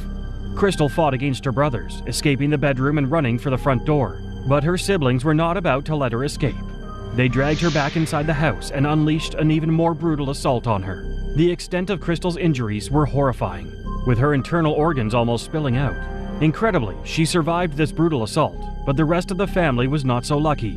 Robert and Michael went on a rampage, brutally murdering their parents and siblings. Robert, in a fit of rage, fatally stabbed his mother, April, a staggering 48 times. While Christopher and Victoria Beaver were hiding in the bathroom during the assault, using a clever ruse, Michael pretended to be scared and a victim, knocking on the door and pleading for help. Christopher decided to open the door and allow Michael inside, thinking it was a matter of safety. Instead of seeking safety, Michael turned on his unsuspecting siblings, fatally stabbing each of them over 20 times. With his bloodlust seemingly sated, Michael turned to his father's home office, where his younger brother Daniel was hiding. Once again, he employed the same ruse, pretending to be a victim chased by Robert. Daniel opened the door, allowing Michael to enter. As Michael stepped into his father's office, he turned towards Robert, their other brother, and uttered chilling words. "He's all yours." In a moment of pure madness, Robert turned his knife on his younger brother Daniel and stabbed him in the stomach, chest, head, and back. Daniel Beaver woke up and found himself face to face with his son, Robert. In a matter of seconds, he lunged at his father's throat and stabbed his father repeatedly, 28 times, leaving him lifeless.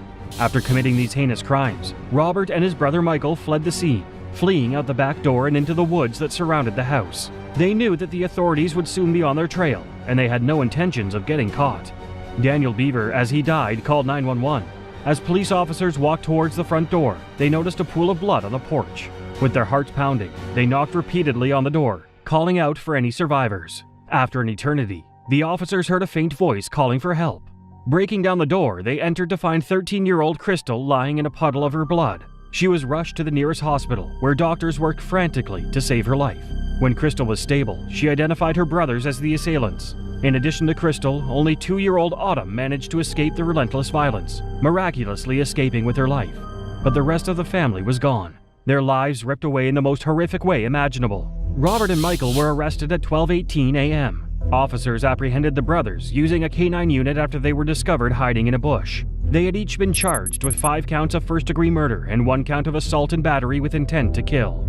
Michael, at 16, was tried as an adult, a decision that sparked controversy among legal professionals. His attorney argued that charging him as an adult was unconstitutional, stating that if convicted, he would be doomed to die in prison. Such an outcome, the attorney claimed, was effectively the same as a death sentence. The attorney contended that there was abuse in the Beaver household. However, no concrete evidence was provided to show that there was abuse within the Beaver household. Initially, Robert and Michael pleaded not guilty, maintaining their innocence in the face of overwhelming odds. While incarcerated, Robert dared to take his own life. However, fate intervened when a guard stumbled upon him in the nick of time. Robert pleaded guilty to all charges and was given 5 life sentences without parole, as well as an additional life term. Michael's trial began in April 2018. After 1 month of deliberation, the jury found him guilty and sentenced him to 5 life sentences with parole. Robert, who should have been safely locked away behind bars, attempted to attack 2 prison officers in the day room in 2019. This incident resulted in him receiving 3 more life terms, bringing his total amount of life sentences to 9. Robert and Michael are serving their sentences at the Joseph Harp Correctional Center and the Lexington Correctional Center, respectively, in Lexington, Oklahoma. After the chilling case of Robert and Michael Beaver, where sibling violence shattered an entire family, we now turn to the story of Kiram Currington.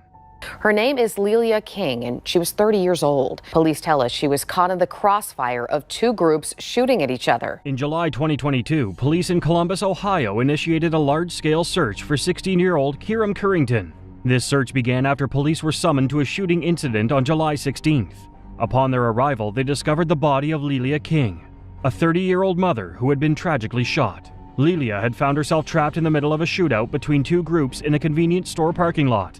Unfortunately, she succumbed to her injuries at Mount Carmel East Hospital less than 3 hours later. And police just sent us these photos of 3 people they think may have played a role in this homicide. After conducting a thorough investigation, detectives obtained surveillance footage that led them to identify Kiram Currington as a person of interest in the case. After reviewing the footage, they realized that Kiram was directly involved in the tragic incident that resulted in Lelia's death. 1 month after the tragic incident involving Lelia King, the prime suspect in her shooting death was finally apprehended. Kiram Currington was arrested and faced charges for his involvement in the heinous crime. The charges brought against him included reckless homicide, among other offenses. However, Kiram maintained his innocence and pleaded not guilty to all charges. As time passed, the case continued to unfold, and in December of 2023, a shocking turn took place. Kiram, now charged as an adult, pleaded guilty to involuntary manslaughter in relation to Lelia's death. The Franklin County Court of Common Pleas judge presiding over the case handed down a sentence of 7 to 9 years for Kiram's actions. This punishment was met with mixed reactions from the general public, with some expressing satisfaction, while others called for harsher penalties. From Kiram Currington's tragic outburst of violence, we now move on to the unsettling case of Kiona Mouton. Mouton's story, much like Currington's, highlights the unpredictable and dangerous paths some young people take. Some breaking news now, an update to a story we brought you right at 4 o'clock. The young woman who lured a Lamar High School student to his death in a gang-related hit has just been sentenced. Kiona Samiriel Mouton, a 16-year-old student at Lamar High School, was the center of a heinous crime in 2018. Known for her charm and charisma, Kiona had caught the attention of 18-year-old DeLindsay Mack, who had a crush on her. On November 3, 2018, Kiona lured DeLindsay to an abandoned lot, promising him a surprise. Little did he know that this surprise would be a meeting with his fate. Kendrick Johnson, a gang member with a chilling reputation, was waiting in the shadows, ready to strike. In a tragic turn of events, Kendrick Johnson opened fire on DeLindsay, ultimately leading to his death. Davian Thomas, the getaway driver, was present during the crime, but the identity of the second shooter remained a mystery. The Houston Police Department and the prosecution are urging the public to provide any information regarding his identity. The consequences of Kiona's actions were far-reaching, leaving a lasting impact on everyone involved. Kiona, now facing criminal charges, found herself facing the prospect of a life in prison. Her actions not only cost the life of an innocent young man, but also shattered the lives of his family and loved ones.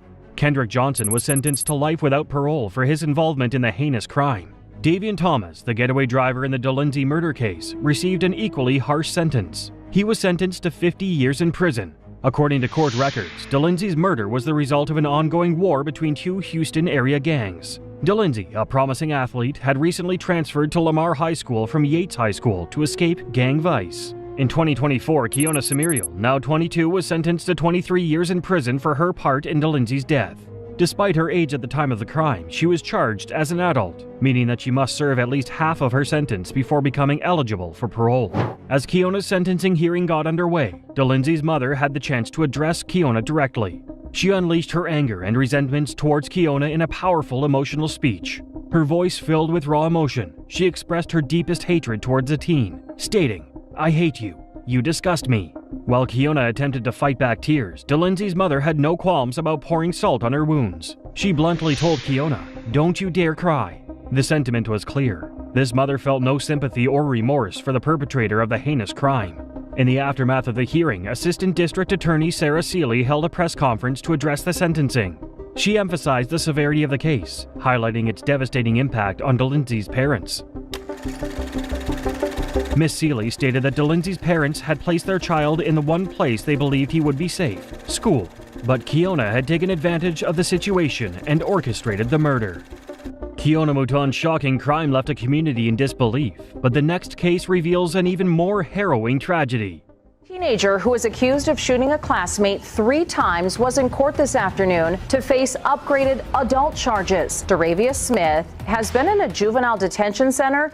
In January 2022, a shocking incident occurred at Seminole High School in Florida, leaving the community in disbelief.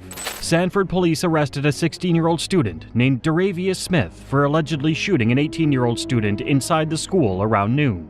The charges against Duravius include 1 count of open attempted homicide, 1 count of possession of a firearm on campus, and 1 count of firing a weapon and disturbing the peace while interfering with school functions. McIntyre is a senior who played cornerback on the Seminole High School football team. His family says he has been planning on playing in college next year and has several offers. The victim of the shooting, Javon McIntyre, was a cornerback for his high school football team who dreamed of playing the sport in college. However, after the shooting, Javon's hopes were put into question, as he worried his injuries might hinder his chances of pursuing his dreams.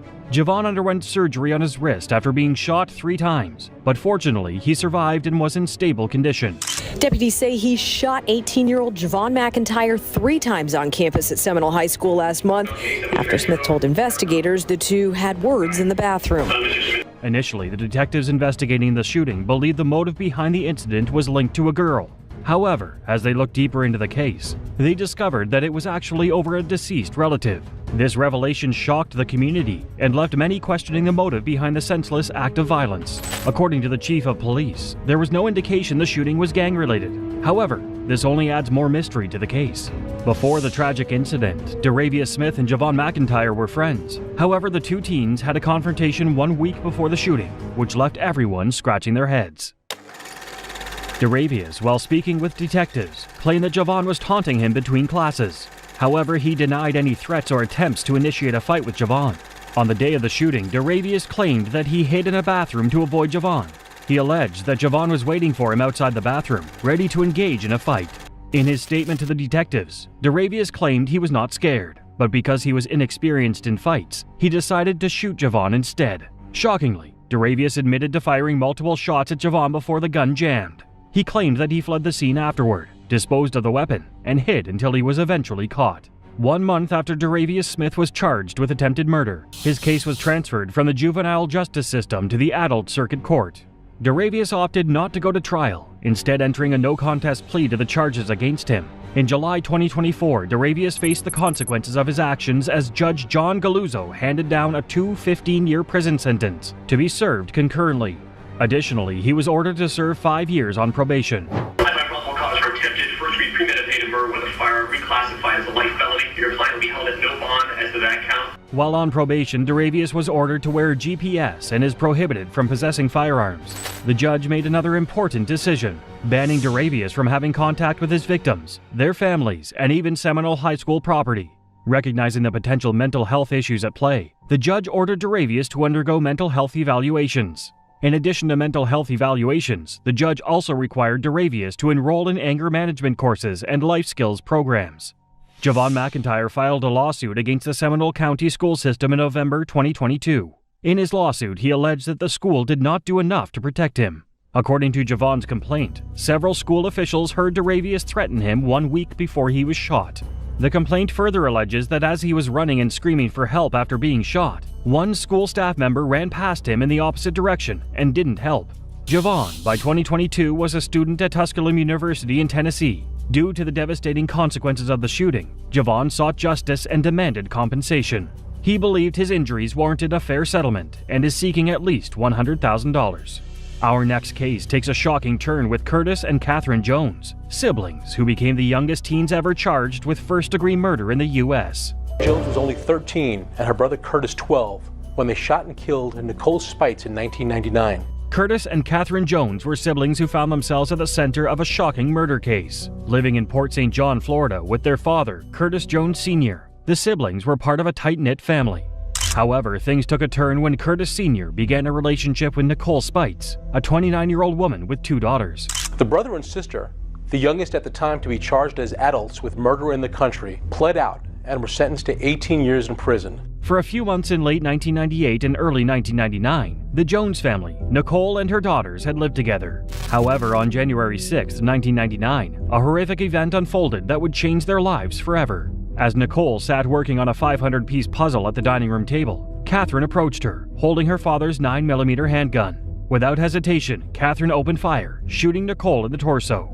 In the chaos that followed, Catherine dropped the gun, leaving it within reach of her brother Curtis. Curtis seized the opportunity and opened fire, continuing to shoot Nicole until the gun was empty. This deadly assault left Nicole dead on the kitchen floor. The detectives alleged Curtis and Catherine, 13 and 12 years old, covered up their tracks after shooting Nicole, staged the scene as a robbery, and ran into the woods, where they spent one night before they were found and arrested. At just 12 and 13 years old, Curtis and Catherine became the youngest people charged with first-degree murder in the United States. However, it quickly became evident that these two couldn't fully grasp the gravity of their actions. During the court proceedings, Curtis made a shocking request. He asked his attorney if he could bring his Nintendo to prison. I can't say how many more times he fired the gun, but I know after maybe the last 2 bullets. According to the Brevard County Sheriff's agent Todd Goodyear, the motive behind Nicole's murder was that the siblings were jealous of their father's girlfriend. This jealousy turned into deadly consequences, with both Curtis and Catherine pleading guilty to second-degree murder charges.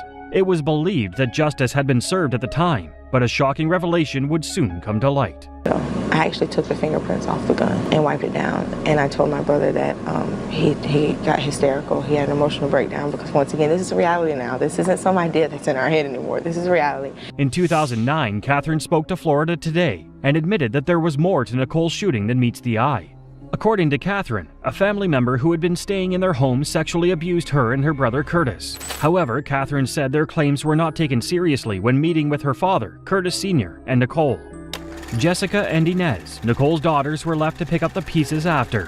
Curtis and Catherine killed their mother. For years after the murder, Jessica and Inez perpetuated the lie that their mother was alive and well in Florida. The girls desperately clung to this fantasy.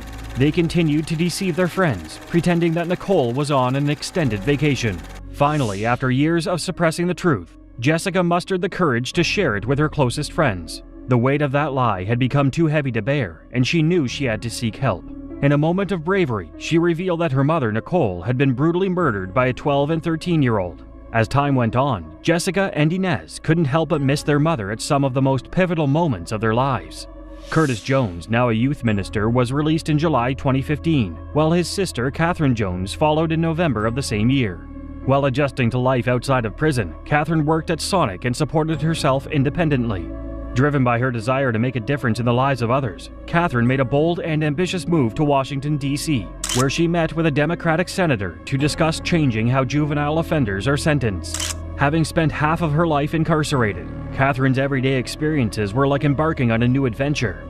With a release date that coincided with Thanksgiving, Catherine's spirit soared as she envisioned spending the holiday with her brother Curtis. In an interview while in prison, Catherine expressed her remorse for the taking of Nicole's life and her deep regret for her actions. However, she confessed that she found solace in the solitude and introspection of prison life. When Nicole's daughters, Jessica and Inez, learned of Curtis and Catherine's impending release from prison in 2015, they expressed their pain to Florida Today. However, they also revealed their capacity for forgiveness. According to that article, Curtis and Catherine had never apologized to Jessica or Inez and appeared to have no remorse for their actions. After witnessing the tragic story of Curtis and Catherine Jones, two siblings who made a haunting pact at such a young age, we moved to the case of Jordan Roach. Stand trial as an adult. On Thursday, Roche pleaded guilty to killing Cargill and was sentenced to 10 years in prison. In 2017, Caitlin Cargill, a 14-year-old from Arlington, Texas, decided to walk with her dog. Caitlin left the apartment complex where she resided. Her family expected her to return home soon. However, their hopes began to fade as the hours turned into days. 14-year-old Caitlin Cargill, who disappeared in June only to be discovered dead in a landfill, may have had a deal to manufacture and sell a drug. An arrest warrant affidavit for Jordan Roach. On the second day after Caitlin's disappearance, her body was found in an Arlington landfill. The discovery sent shockwaves through the community, and the search for justice began. It wasn't until August 2017 that the police finally revealed Caitlin's cause of death. Tragically, it was determined that she had been the victim of homicidal violence. This news only intensified the search for answers. In September 2017, police made a shocking announcement. They had arrested 16-year-old Jordan Roach, an acquaintance of Caitlin's. Jordan was charged with murder and transported to the Tarrant County Juvenile Detention Facility in Fort Worth. According to Jordan's arrest records, the police believed Caitlin was killed because of a drug deal gone bad. They also alleged that the murder weapon used was a hammer. Police say they found a claw hammer along with Cargill's blood inside of an apartment. Caitlin's murder sparked outrage among the residents of Bedford, where the young girl once lived. They are not only angered by the brutality of the crime, but also by the way the police and the media treated Caitlin. One of the most concerning aspects of this case is that the Bedford police never issued an Amber Alert when Caitlin disappeared in June 2017. This failure to act concerned many community members, as they believed that the situation warranted an immediate response. However, the Bedford police stated that Caitlin's information was entered into a local and national database, but they had no information to indicate she had been abducted, and therefore could not issue an Amber Alert.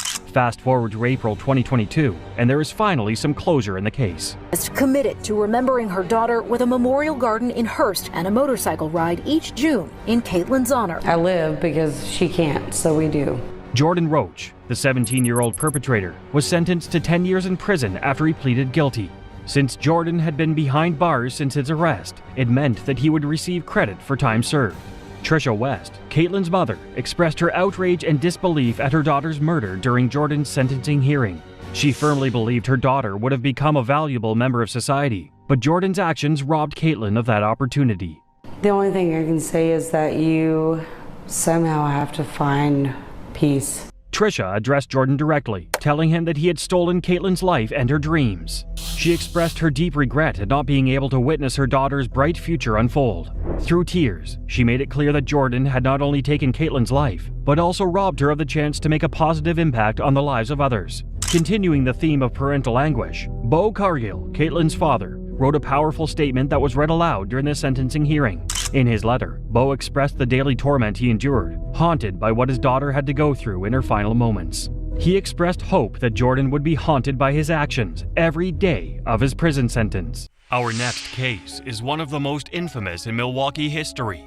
Lori Bembenek went from police officer to Playboy model, and then to convicted killer. She stands convicted again of killing a young woman while her small children slept in nearby beds. On May 28, 1981, in Milwaukee, Wisconsin, a quiet neighborhood was shaken by the killing of a young mother. Christine Schultz, a nurse and mother of two, was found bound, gagged, and shot inside her own home. Her sons were asleep in the next room. The community was shocked, but what came as an even greater surprise was the identity of the main suspect, 22-year-old Lori Bembenek, a former police officer and the new wife of Christine's ex-husband. Lori's story captured national attention, led to public debates, inspired books and movies, and eventually earned her the nickname Bambi. Lori had trained at the Milwaukee Police Academy and briefly served as a patrol officer. However, her career was cut short after a scandal involving another officer, and she was fired. Later, she married Fred Schultz, a veteran officer who had two sons from his previous marriage to Christine Schultz. Lori quickly stepped into the role of stepmother. Just months into her marriage, tragedy struck. Christine was killed in her home in a horrifying attack. She had been tied up and shot through the heart. One of her sons described seeing a masked figure with a reddish ponytail leaving the house. While the witness believed the intruder was a man, the investigation soon focused on Lori instead. Detectives discovered that the killing weapon was Fred Schultz's off-duty revolver, which had been kept in the apartment he shared with Lori. Lori also had access to a copy of the key to Christine's house. There was no sign of forced entry. Witnesses said Lori had previously made comments suggesting she wanted Christine gone. Police found a wig in the plumbing system of her apartment that matched fibers discovered at the crime scene. A green jogging suit, a clothesline, and a blue bandana, all similar to the items used during the killing, were also linked to her. Even though Christine's son had described the killer as a man, Lori was arrested. The trial quickly became a media sensation. Prosecutors painted Lori as a jealous woman who wanted her husband's ex-wife out of their lives forever. On March 9, 1982, Lori Bembenek was found guilty of first-degree murder and sentenced to life in prison, but the case did not end there. It took an unexpected twist years later. In 1990, Lori escaped from Tachita Correctional Institution with help from her new fiancé. The two fled across the border and were eventually found in Canada after more than 3 months on the run. The press had a field day. Headlines around the country read "Run, Bambi, run," and the case gained even more fame. Prosecutors argued that Lori's motive was simple. They claimed she wanted financial freedom. With Christine gone, Lori and Fred would no longer need to deal with child support or alimony. They said she wanted to take Christine's place completely, but Lori continued to maintain her innocence. Over time, new evidence raised questions about the original investigation. Male DNA was discovered at the scene. Ballistics tests did not match Fred's gun, and even the hair samples presented during the trial were later disputed. Lori Bembenek has not slowed down the controversy over whether she was guilty or innocent of murdering her husband's ex-wife. Some believed Lori had been framed. Others suspected that someone else had been involved, even someone hired to commit the killing. Doubts began to grow about whether justice had truly been served. In 1992, after spending nearly 11 years behind bars, Lori accepted a plea deal. However, she showed no emotion during her sentencing. She entered a no-contest plea to second-degree murder in exchange for time already served and was placed on probation for 10 years. She walked free, but never stopped trying to clear her name. Her attempts to appeal were consistently denied, mostly because of that no-contest plea. Still, Lori pushed forward, pointing to inconsistencies in the evidence and testimonies that changed over time. She eventually moved to Washington, married again, and tried to live a normal life. But her health continued to decline. She suffered from post-traumatic stress, battled alcoholism, and later lost part of her leg after a serious fall. On November 20th, 2010, Lori Bembenek passed away at the age of 52. Lori Bembenek's story continues to haunt and divide. Some believe she was a cold-blooded killer, while others see her as a woman wrongly convicted by a flawed system. Many wonder if she took the fall for someone else's crime. The full truth may never be known, but one thing is certain. Her case permanently changed public perception of justice and the media. Our next case reveals how a single shot shattered a promising future. Delta 310, reminder they're armed. You're a public felony. In 2013, in Dallas, Texas, a former police officer made a tragic mistake that changed a young man's life forever. Amy Wilburn, once a Dallas police officer, shot an innocent man who had his hands raised. In 2013, Kelvin Walker was sitting in the front seat of a stolen car. He didn't know the car was stolen and was not involved in any crime. When police arrived, Kelvin raised his hands to show he was not a threat. Despite this, Amy Wilburn fired her gun and shot him. After the shooting, the Dallas Police Department investigated the incident. Wilburn said she could not see Kelvin's right hand and thought she was in danger. But an independent witness confirmed Kelvin had his hands up. Because of her actions, Amy Wilburn was fired from the police force. Amy Wilburn pleaded guilty to a misdemeanor charge of discharging a firearm within a city. She gave up her peace officer's license and was sentenced to 18 months of deferred adjudication, which means she avoided jail time, but had to follow court orders. Turned me up on the inside. Every day I look at my scars. Every day I wake up to a bullet that's still in me. The shooting wasn't driven by anger, but stemmed from fear and poor judgment in a high-pressure moment. Still, the harm done to Kelvin was very real and life-altering. Despite this, Wilburn showed no remorse and maintained a cold demeanor during sentencing. Kelvin Walker spoke in court about how the shooting changed his life. Once a star athlete and starting quarterback, he said, "Now I can't run, I can't jump, I can't do anything." He has also filed a civil rights lawsuit against Amy Wilburn and the city of Dallas, with a trial planned soon. For almost 5 years, Kelvin lived with the pain and struggled from that day. In court, he said, "It's been hurting me and killing me." When he saw Amy Wilburn again in court, she said nothing as she left. Our next case is full of jealousy and deception, where a police officer crossed the line with a deadly plan. Who, according to the FBI, went out and tried to hire a hitman in order to kill her estranged husband and the daughter. On a quiet morning in May 2019, officers arrived at the Suffolk County home of Valerie Cincinnati, a New York police officer with 5 years of service. They had devastating news to deliver. Her estranged husband, Isaiah Carvalho, had just been found dead. Valerie broke down on the spot, appearing shocked and overwhelmed.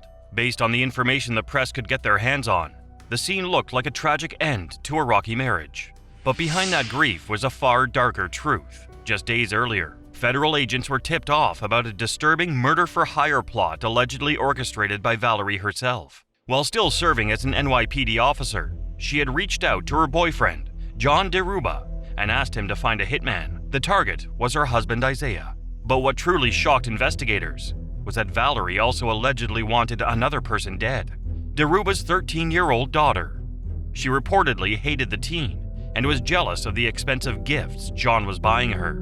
Instead of going along with the plan, John went straight to the FBI. The FBI acted fast. They launched a sting operation to catch Valerie in the act. First, they convinced Isaiah to play dead. He recalled how agents placed shattered glass around the passenger seat and told him to slump over as if he had been shot. Then they took a fake crime scene photo, and used it to trick Valerie into believing her plan had succeeded. Agents showed up at her door with grim expressions and broke the news. Her reaction was caught on video. She seemed shocked, even heartbroken, but prosecutors said it was all a fake. They had wiretaps, text messages, and secret recordings proving Valerie had planned the whole thing. The moment everything unraveled came when Valerie, thinking she was in the clear, told John to erase any evidence.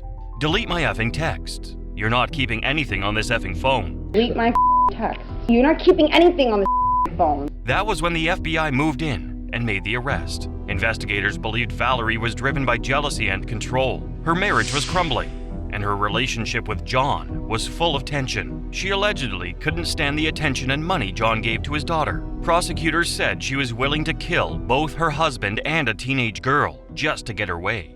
Valerie was arrested and charged in federal court, while the murder-for-hire charges were dropped as a part of a plea deal. She pleaded guilty to obstruction of justice. In 2021, she was sentenced to 48 months in prison. She was suspended from the NYPD without pay and later resigned from the force. Deruba was not charged.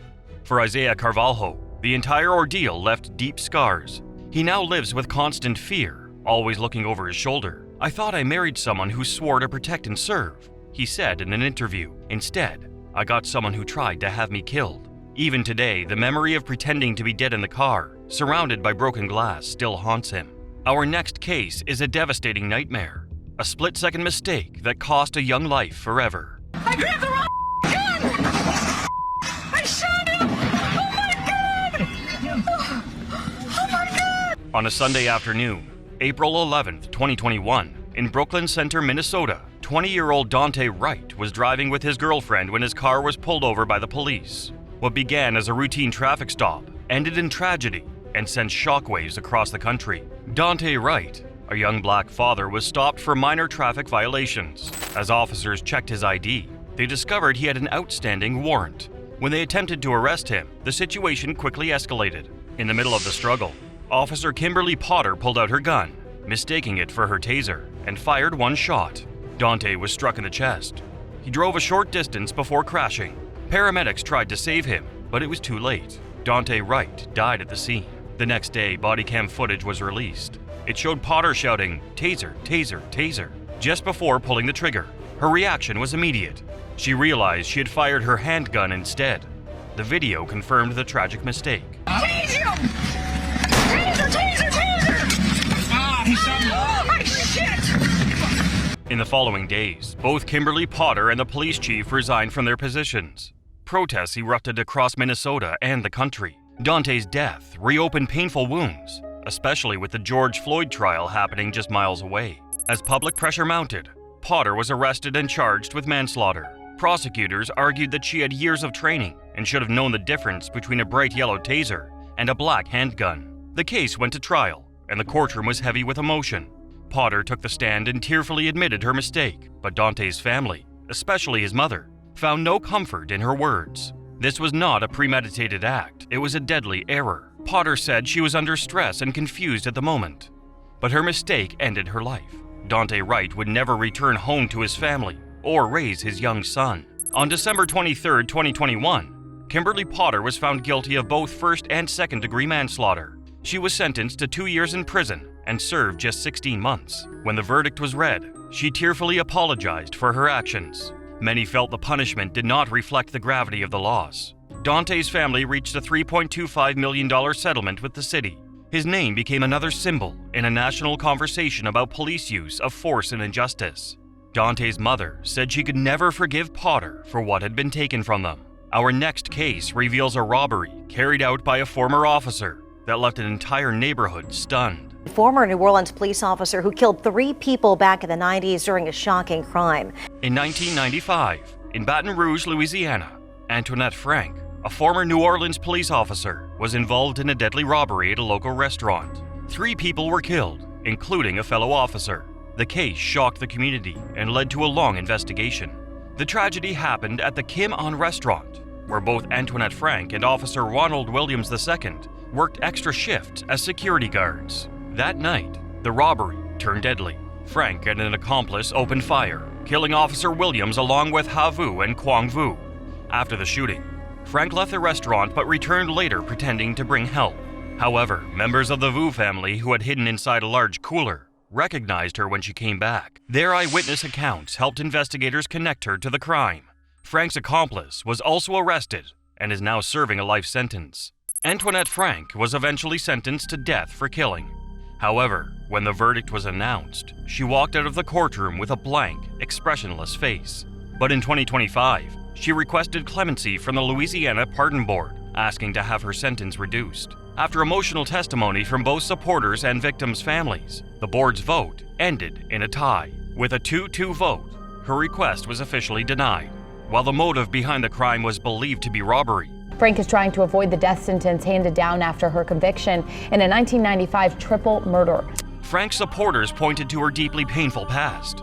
She had suffered years of mistreatment as a child, including repeated assault by her father and being forced into a termination of pregnancy.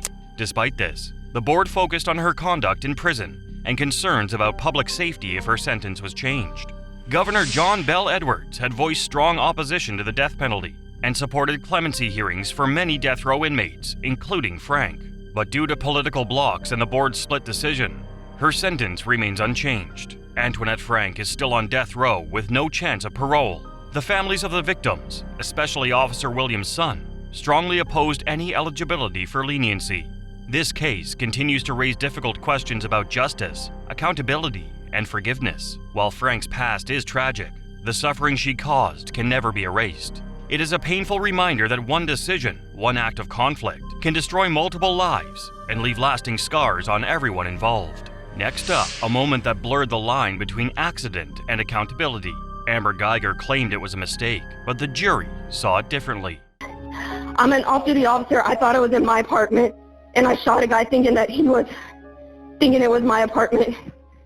Amber Geiger, a police officer with the Dallas Police Department, lived in a 4-story apartment complex located 2 blocks northwest of her police headquarters in the Cedars district of South Dallas.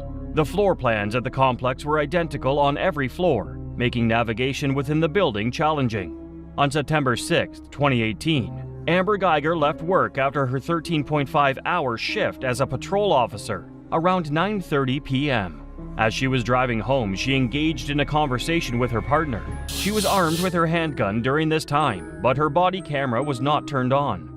Upon arriving at her apartment complex, Amber failed to notice that she had taken the wrong floor. As Amber attempted to enter what she thought was her apartment, she saw the door was ajar, thinking it was an intruder. Amber drew her weapon and entered the apartment. Once inside, Amber encountered Botham John in his living room, eating ice cream. In a tragic turn of events, Amber shot and killed Botham, striking him twice in the chest. Amber Geiger called 911 to report the shooting. Get up, man. Dallas 911, this is Carla. Where's your emergency? Hi, this is an off-duty officer. I need EMS. I'm inside the apartment with him. Hey, come on. What's your name? I'm Amber Geiger. I need to get me, I'm in... Okay, we have help on the way. I know, but I'm gonna lose my job. Botham John was rushed to the hospital, but unfortunately, he succumbed to his injuries and died. 3 days later, Amber was arrested and charged with manslaughter. However, the charge was later upgraded to murder following further investigation. In the aftermath of the shooting, Amber was placed on administrative leave by the Dallas Police Department. However, on September 24, 2018, she was fired. The firing resulted from her violation of department policies regarding the use of force and entry without consent. But there is much more to be done by the city of Dallas. Amber Geiger's trial began on September 23, 2019. She took the stand in her own defense, recounting the events that led to her shooting of Botham John and testifying that she feared for her life and thought Botham John was an intruder in her apartment. Both the prosecution and defense presented expert witnesses who testified about the use of force, split-second decision-making, and self-defense. After deliberating for about an hour, the jury returned with a guilty verdict against Amber Geiger on October 1, 2019. The following day, she was sentenced to 10 years in prison for her role in Botham's murder. During the sentencing phase of the trial, Botham John's mother, Allison John, provided an emotional testimony, sharing the impact her son's death had on her life and her family. Botham's younger brother, Brant John, also took the stand, expressing his forgiveness for Amber and even hugging her in the courtroom. Although Botham's father did forgive Amber, he wanted her to be stiffer. Somebody told her that Botham was shot and that he died. My life has not been the same. It's just been like a roller coaster. I cannot sleep. I cannot eat. It's just been the most terrible time for me. But I love you just like anyone else. I'm not gonna say I hope you rot and die. And I wasn't gonna ever say this in front of my family or anyone, but I don't even want you to go to jail. Amber Geiger's appeal has been denied, which means that her sentence will stand as decided by the courts. She is still eligible for release as early as September 2024. On the other hand, her full sentence will continue to run until September 2029. The Amber Geiger trial sparked conversations and debates about racial profiling, police brutality, and criminal justice in the United States. Critics argued that Amber's conviction was a rare example of accountability in a system that often favors officers in use of force cases. Supporters of Amber expressed concerns about the potential for vigilantism if officers were discouraged from exercising their right to defend themselves. Next up, a police officer who claimed self-defense, but the evidence told a far more chilling story. Tamika Johnson went from trusted cop to convicted killer. That CHP officer is behind bars, charged with murdering her husband. Tamika Johnson, a California Highway Patrol officer, found herself in a tragic situation in February 2009 when she shot and killed her husband, Marcus Lemons, while on a freeway exit ramp. After the shooting, Tamika drove to her parents' home with Marcus's body in the front seat of her car. When questioned by detectives, Tamika provided them with a detailed account of what led to the incident. According to Tamika, she and her husband started their night out at TGI Fridays, but an argument soon erupted. Tamika stated that she took the car keys and started to drive home, attempting to ignore the escalating tensions between her and Marcus. However, Marcus became enraged when she ignored him, grabbing her neck. Tamika claimed she pulled over on the freeway, hoping to calm down and defuse the situation. However, the struggle continued as Marcus took the keys out of the ignition, and a fight over Tamika's purse ensued. Tamika believed that Marcus was going for the gun she carried in her bag, and in self-defense, she managed to get hold of the weapon and shoot Marcus. However, after a thorough investigation, the detectives came to the conclusion that Tamika's story was not one of self-defense. Instead, they suspected it was cold-blooded murder. 2 years after her husband's death, Tamika Johnson was arrested and charged with murder. She pleaded not guilty and was held on a $2 million bail as she awaited trial. Due to her arrest, Tamika was placed on administrative leave without pay from her position as a California Highway Patrol officer. During Tamika's trial, her defense attorneys attempted to present her as a victim of domestic violence, not as someone who committed a callous act of murder. However, the prosecution countered these claims by presenting evidence that Tamika had exhibited aggressive tendencies and a tendency to drink excessively. Additionally, the prosecution painted the victim, Marcus, as a kind and peaceful man. Tamika took the witness stand to testify in her defense, but her statements did little to sway the jury. The jury ultimately found her guilty of first-degree murder, sentencing her to 50 years to life in prison. After the verdict was read, Tamika slid out of her chair behind the defense table and onto the floor. She was handcuffed to a gurney rail by her left wrist and removed from the courtroom as her family wailed and sobbed. Next up, a house fire that left one man dead, and his wife, Linda Sturmer, accused of striking the match. Members of the jury, listen to your verdict as recorded. In regards to count 1, guilty of first-degree premeditated murder. In a quiet Michigan town back in 2007, what started as an ordinary Sunday took a tragic turn. A man was left fighting for his life after a horrific blaze. Despite efforts to save him, he sadly passed away. Shockingly, the person accused of being involved was someone close to him, his wife, Linda Sturmer. According to prosecutors, it all began with a heated argument. Todd had reportedly discovered that Linda was involved in a relationship outside their marriage. What followed, they claimed, was a deeply troubling series of events. Linda was accused of setting a fire during the confrontation, and in the chaos that followed, running over Todd with a vehicle. Linda claimed it was all an accident, saying that candles and an oil lamp had started the fire, but the story didn't add up. Investigators dug deep, The fire scene, the evidence on Linda's clothes, and witness statements all painted a darker picture. The case went to trial, and in 2010, Linda was convicted of murder. But a twist came in 2020 when she won an appeal. A federal court ruled that her defense lawyer didn't do enough to challenge the prosecution's arson theory. She was released and granted a new trial. Still, doubts remained. One judge even said the case was so clear-cut that all that was missing was a film of the killing. The new house that they built on County Road 215. I'm that hearing pretty good here. The retrial in 2025 was Linda's second chance. But this time, the jury wasn't swayed by her claims of innocence. The evidence was overwhelming. The injuries Todd suffered, the gasoline traces, and the condition of the van all told a chilling story. At the heart of it all was a broken marriage, one filled with betrayal and tension. The day before the killing, Todd had discovered Linda's affair. Prosecutors believed that was the final trigger, and instead of ending the marriage peacefully, Linda chose atrocity. Prosecutors say she set her husband on fire in January of 2007 after dousing him in gasoline, then ran him over with the family van after he escaped the home. On May 20th, 2025, a Van Buren County judge sentenced Linda Sturmer to life in prison without the eligibility of parole. She became emotional as the verdict was read. This time, there would be no appeal, no second chance. The judge called the killing more gruesome than most, and said she couldn't even imagine the pain Todd went through before he died. In court, Linda still claimed she was innocent. She said she was wrongfully convicted and was ready to fight ahead. But the courtroom remained quiet with no gasps and no sympathy, because this time, no one believed her. Our next case is pure evil, involving a woman who didn't just kill, but planned every step, even dragging the body herself. Like I said, what we have to do right now at this point is identify the person that was found. I don't. You don't want to look at him? No. Okay. I'm really afraid. In Claremont County, Ohio, the summer of 2019 turned tragic when 42-year-old Jason Hamrick was found dead. His body had been dragged and left a mile from his home. He was a respected member of the U.S. Air Force, a father of 3, and someone who believed in giving people second chances. The person behind his death was his estranged wife, Angelina Hamrick.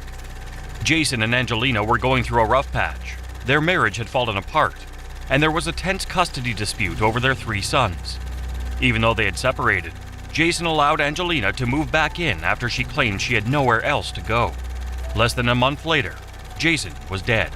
His body was found in a ditch last Sunday, just a mile down the road from the home. On June 30th, 2019, police discovered Jason's body not far from his home.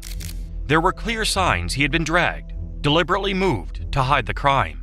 What followed was a deep and disturbing investigation. Prosecutors uncovered that Angelina had not acted on impulse. She had planned Jason's killing for months with the help of her lover, Michael Clark. They reportedly practiced dragging a man's body. Angelina even fired a test shot out of her son's bedroom window to see if neighbors would call the police. She and Clark also made repeated calls to Jason's employer and the authorities to try to ruin his reputation.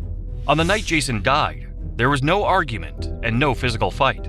He was simply lying on the couch. That was when Angelina pulled the trigger. The prosecution described it as a cold-blooded execution with no remorse and no hesitation. The reason behind this chilling crime was control.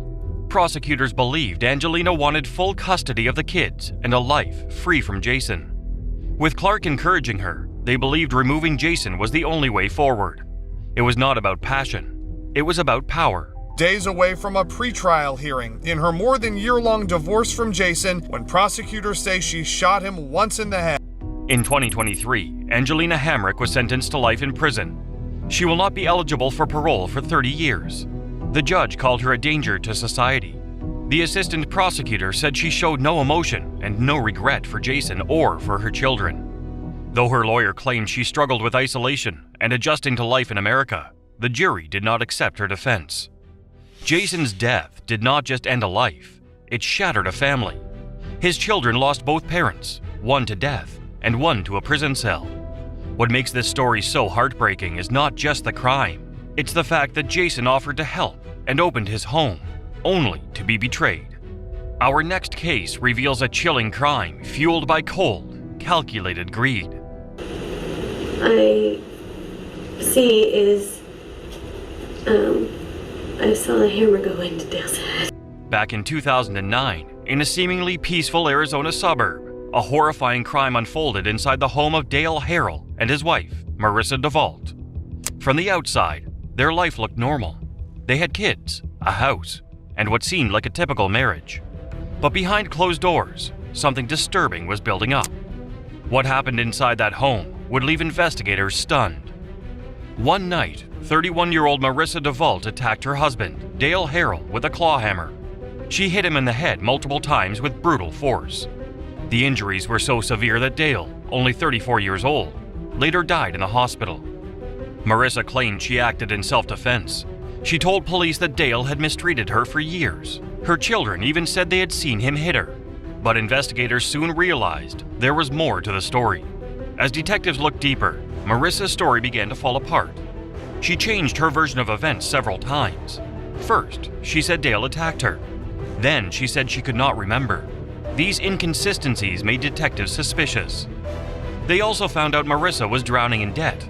She owed thousands of dollars and had a hidden relationship with another man. Additionally, she had taken out a large life insurance policy on Dale.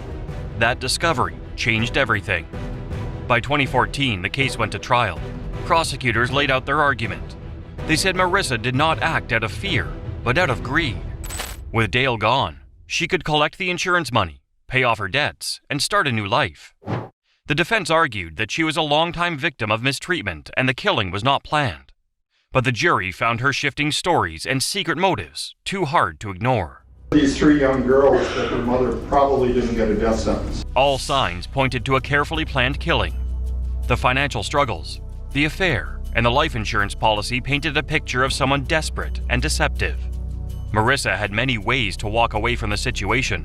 Instead, she chose conflict. Over being spared the death penalty, the convicted killer smiled. On April 8, 2014, the jury found Marissa DeVault guilty of first-degree murder. Prosecutors pushed for the death penalty, but the jury was moved by her children's emotional testimony about the mistreatment. Instead, she was sentenced to life in prison with no chance of parole. However, she remained stone-faced and smiled when the verdict was read. Judge Roland Steinley made it final. Marissa would spend the rest of her life behind bars. Marissa watched everything silently. Some in the courtroom saw a broken woman. Others believed she was manipulative from the start. But what no one could deny was the pain left behind. 3 children had lost both of their parents, one to murder, the other to a prison sentence.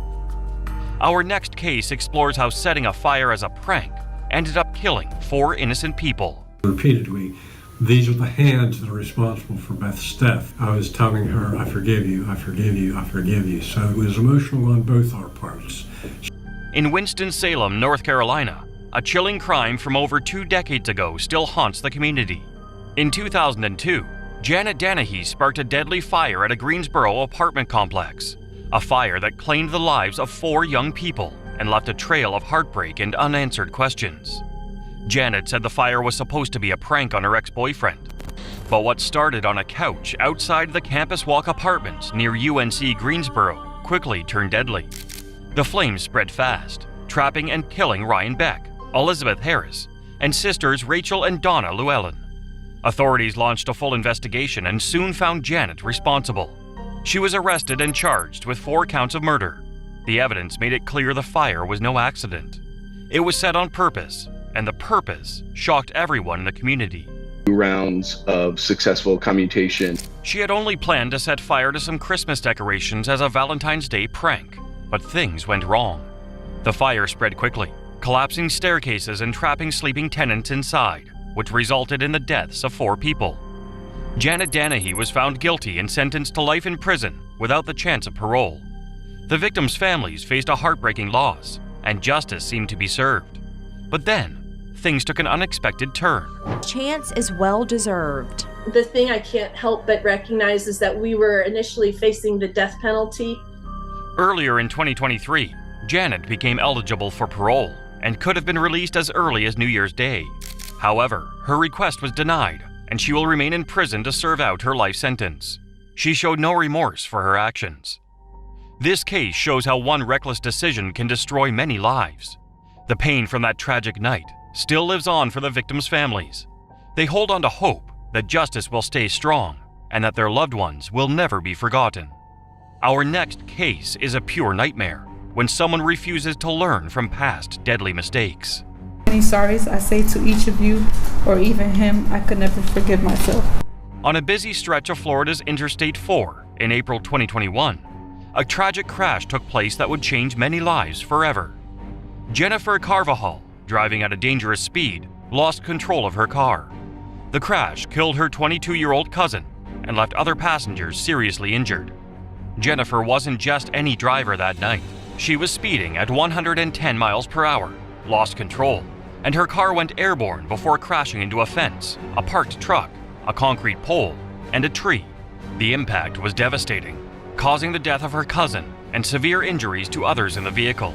When police arrived, they quickly learned that this was not Jennifer's first time behind the wheel under the influence. She was already on probation for a previous deadly DUI crash back in 2014, when she was just 16 years old. That earlier crash had also caused a fatality, leading to a 5-year prison sentence.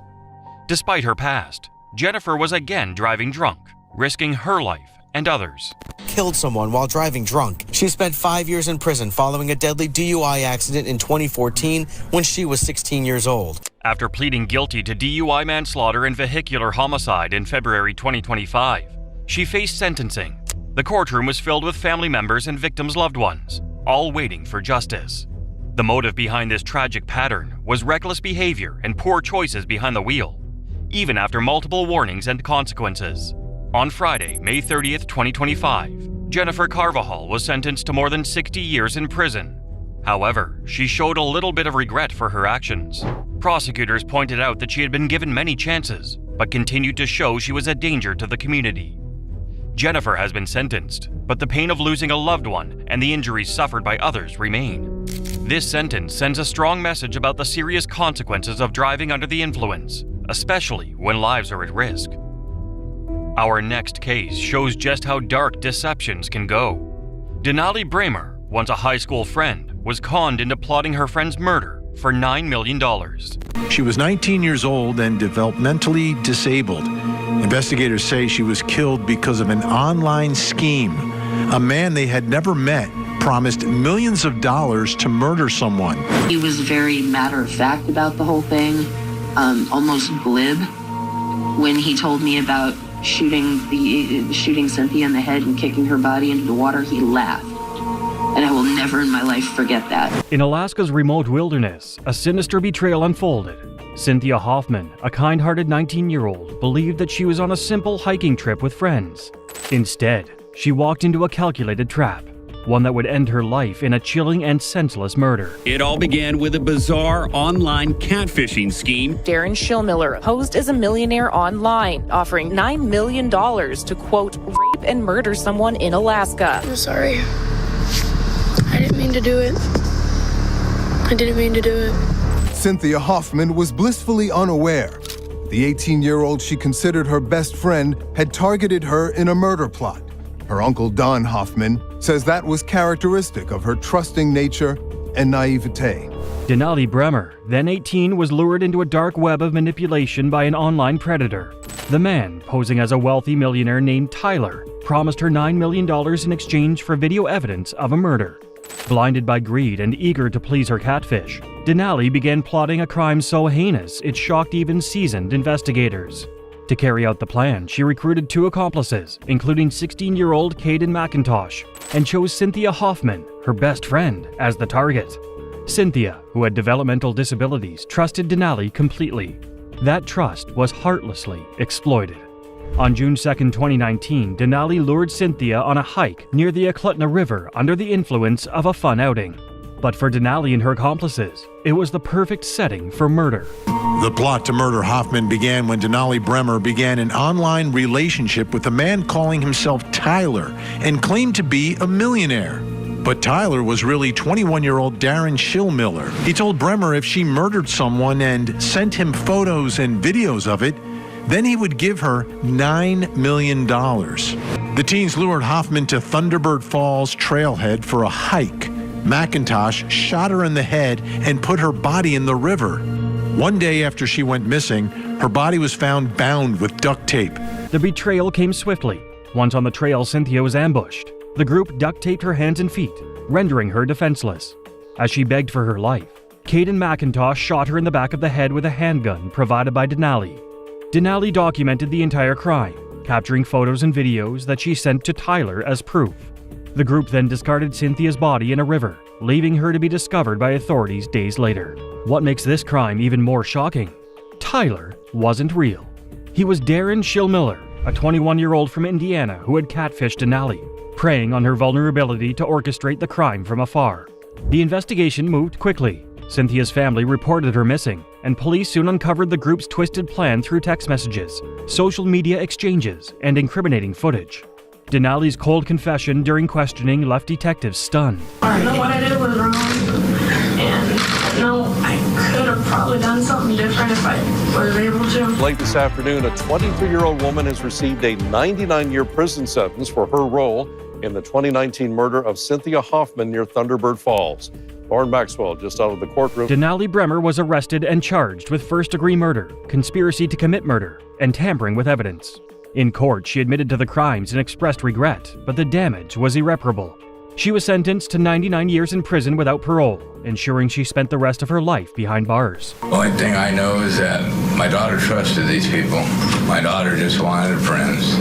Now I have to bury her. She was a very smart, bright, vibrant young lady. She loved life. She loved music. She liked shopping, just regular kid stuff. The courtroom was heavy with grief as Cynthia's family confronted Denali. Her father described Cynthia as an innocent, trusting soul whose kindness was cruelly taken advantage of. He called the crime unforgivable and a tragic reminder of the dangers of online manipulation. The hurt I caused you and your family, I can never rectify in any way. I understand it hurts. You lost a precious child, and the community lost a daughter as well. Denali, for her part, broke down during sentencing, but her tears did little to comfort those she had devastated. Her calculated actions and the gruesome details of Cynthia's murder left the courtroom speechless. Denali's case wasn't just a story of manipulation. It was a cautionary tale of how easily trust can be weaponized. Cynthia Hoffman's life was stolen in an act of pure betrayal, and the devastating loss is a wound that her loved ones will carry forever. Denali may spend the rest of her life behind bars, but for Cynthia's family, justice will never bring true closure. Denali's story of betrayal shows how dark intentions can hide in plain sight, but Bonnie Duarte's reckless actions left a trail of destruction that words can hardly capture, and her courtroom behavior shocked everyone in attendance. Brooke Hawley, Dylan Mack, and AJ Rossi were in California for spring break when Duarte caused this horrific crash. On a clear March night in Huntington Beach, California, the lively atmosphere was suddenly shattered by a horrific scene. A fiery crash had claimed the lives of 3 vibrant teenagers and left the community reeling. At the center of the tragedy stood Bonnie Duarte, whose reckless decisions led to irreversible heartbreak. It was supposed to be a spring break trip for 3 best friends to get away for a few days, but tragedy struck. He was just 18 and taken from us too soon. On March 29, 2018, 28-year-old Bonnie Duarte got behind the wheel while intoxicated, despite repeated warnings from her friends to stay off the road. Speeding through Huntington Beach, Duarte lost control of her car and slammed into a Hyundai parked on Pacific Coast Highway. The Hyundai was occupied by 4 teenagers who had been enjoying their spring break. The collision was catastrophic. The impact ignited the Hyundai, engulfing it in flames. 3 passengers, Albert Rossi, Brooke Hawley, and Dylan Mack, all 17 years old, were trapped inside and perished in the fire. The sole survivor, Alexis Vargas, managed to escape with injuries but was left traumatized by the horrifying scene. And according to the LA Times, information collected from Duarte's car computer system shows that she was going 79 miles per hour at the time of the crash, and she didn't touch the brake in the 5 seconds before the crash. They were set to graduate high school in June, celebrating with a spring break trip in Huntington Beach, California, just hours away from reuniting with their families in Las Vegas. But they never made it home. As authorities arrived, Duarte showed no signs of remorse. Witnesses report that she appeared disoriented, smelling of alcohol, and unable to explain why she was behind the wheel. Tests later revealed her blood alcohol level was nearly 3 times the legal limit. During the trial, it became clear that Duarte's actions were not an isolated mistake. Prosecutors presented evidence showing that Duarte had 2 prior DUI convictions, making her fully aware of the potential consequences of driving under the influence. The emotional testimonies of the victims' families left the courtroom heavy with grief. Woman who took the lives of 3 Las Vegas teens learned her fate in a California court today. Bonnie Duarte was driving drunk when she caused that deadly crash that killed the Centennial High School students.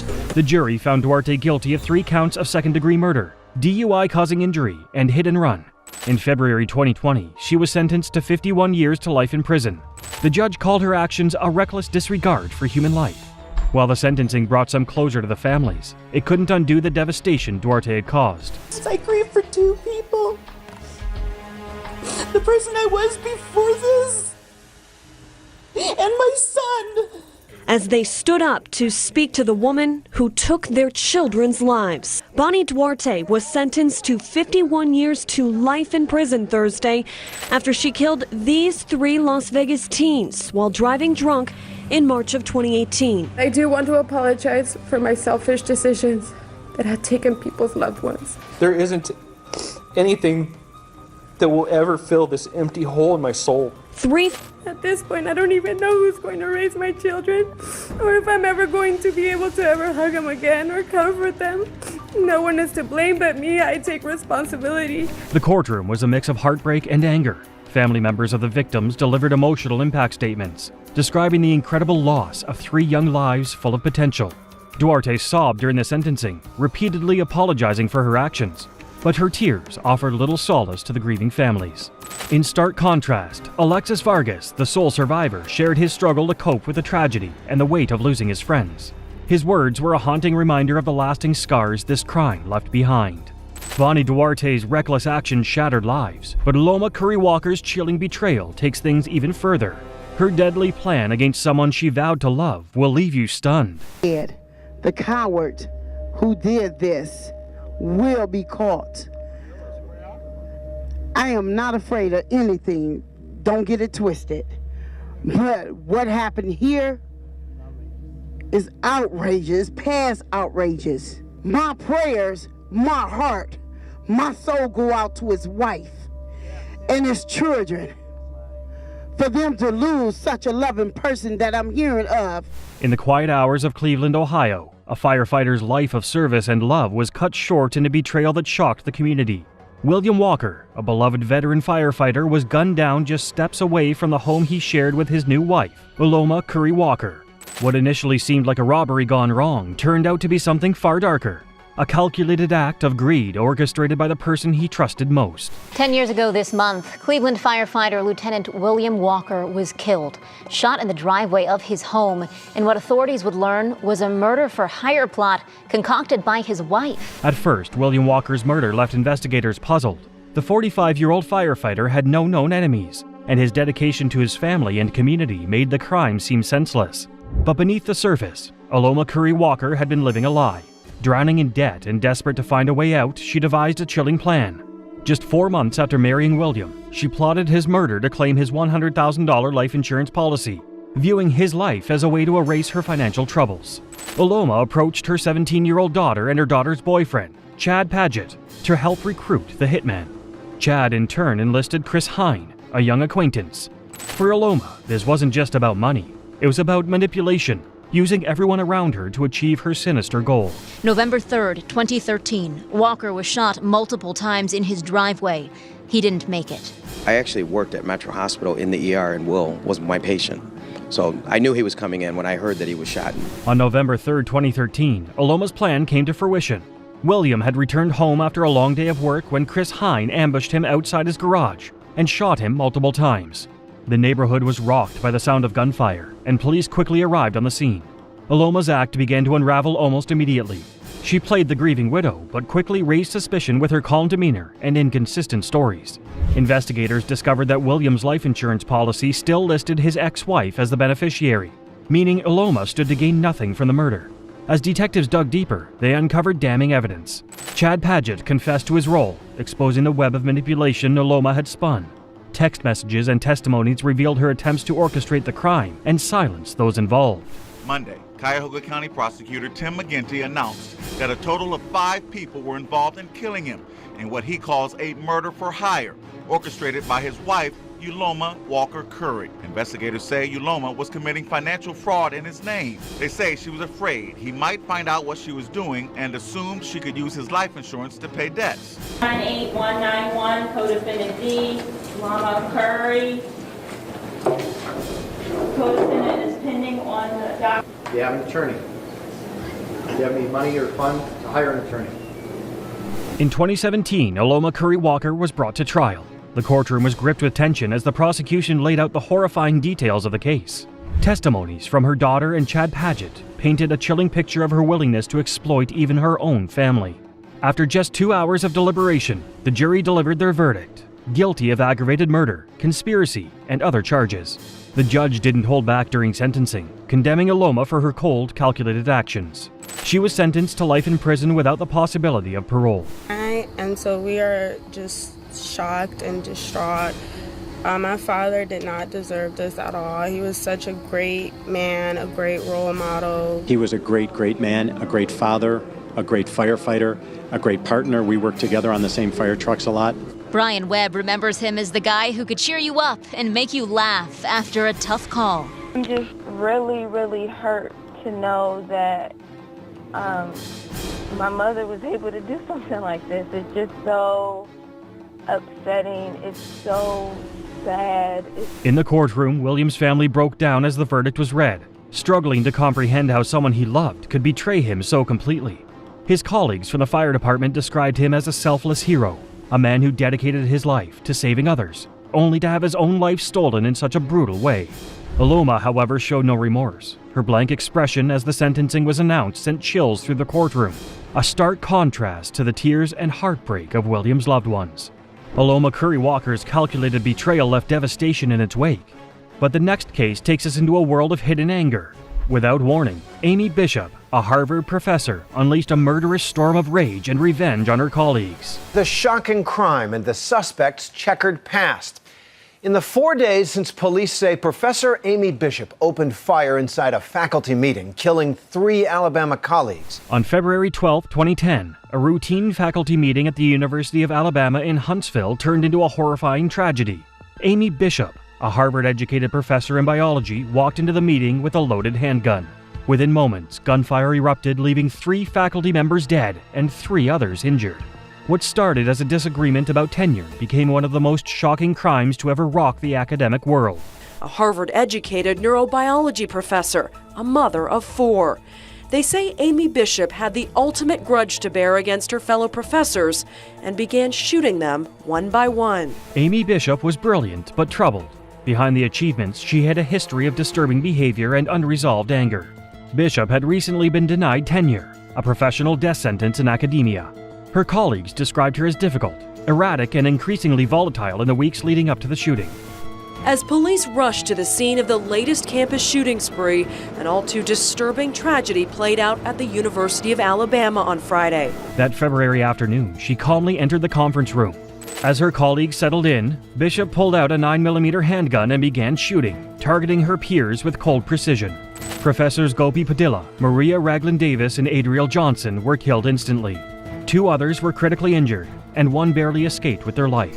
Fighting for her life, Moriarty managed to crawl into the hallway, but says Bishop followed her, ready to shoot.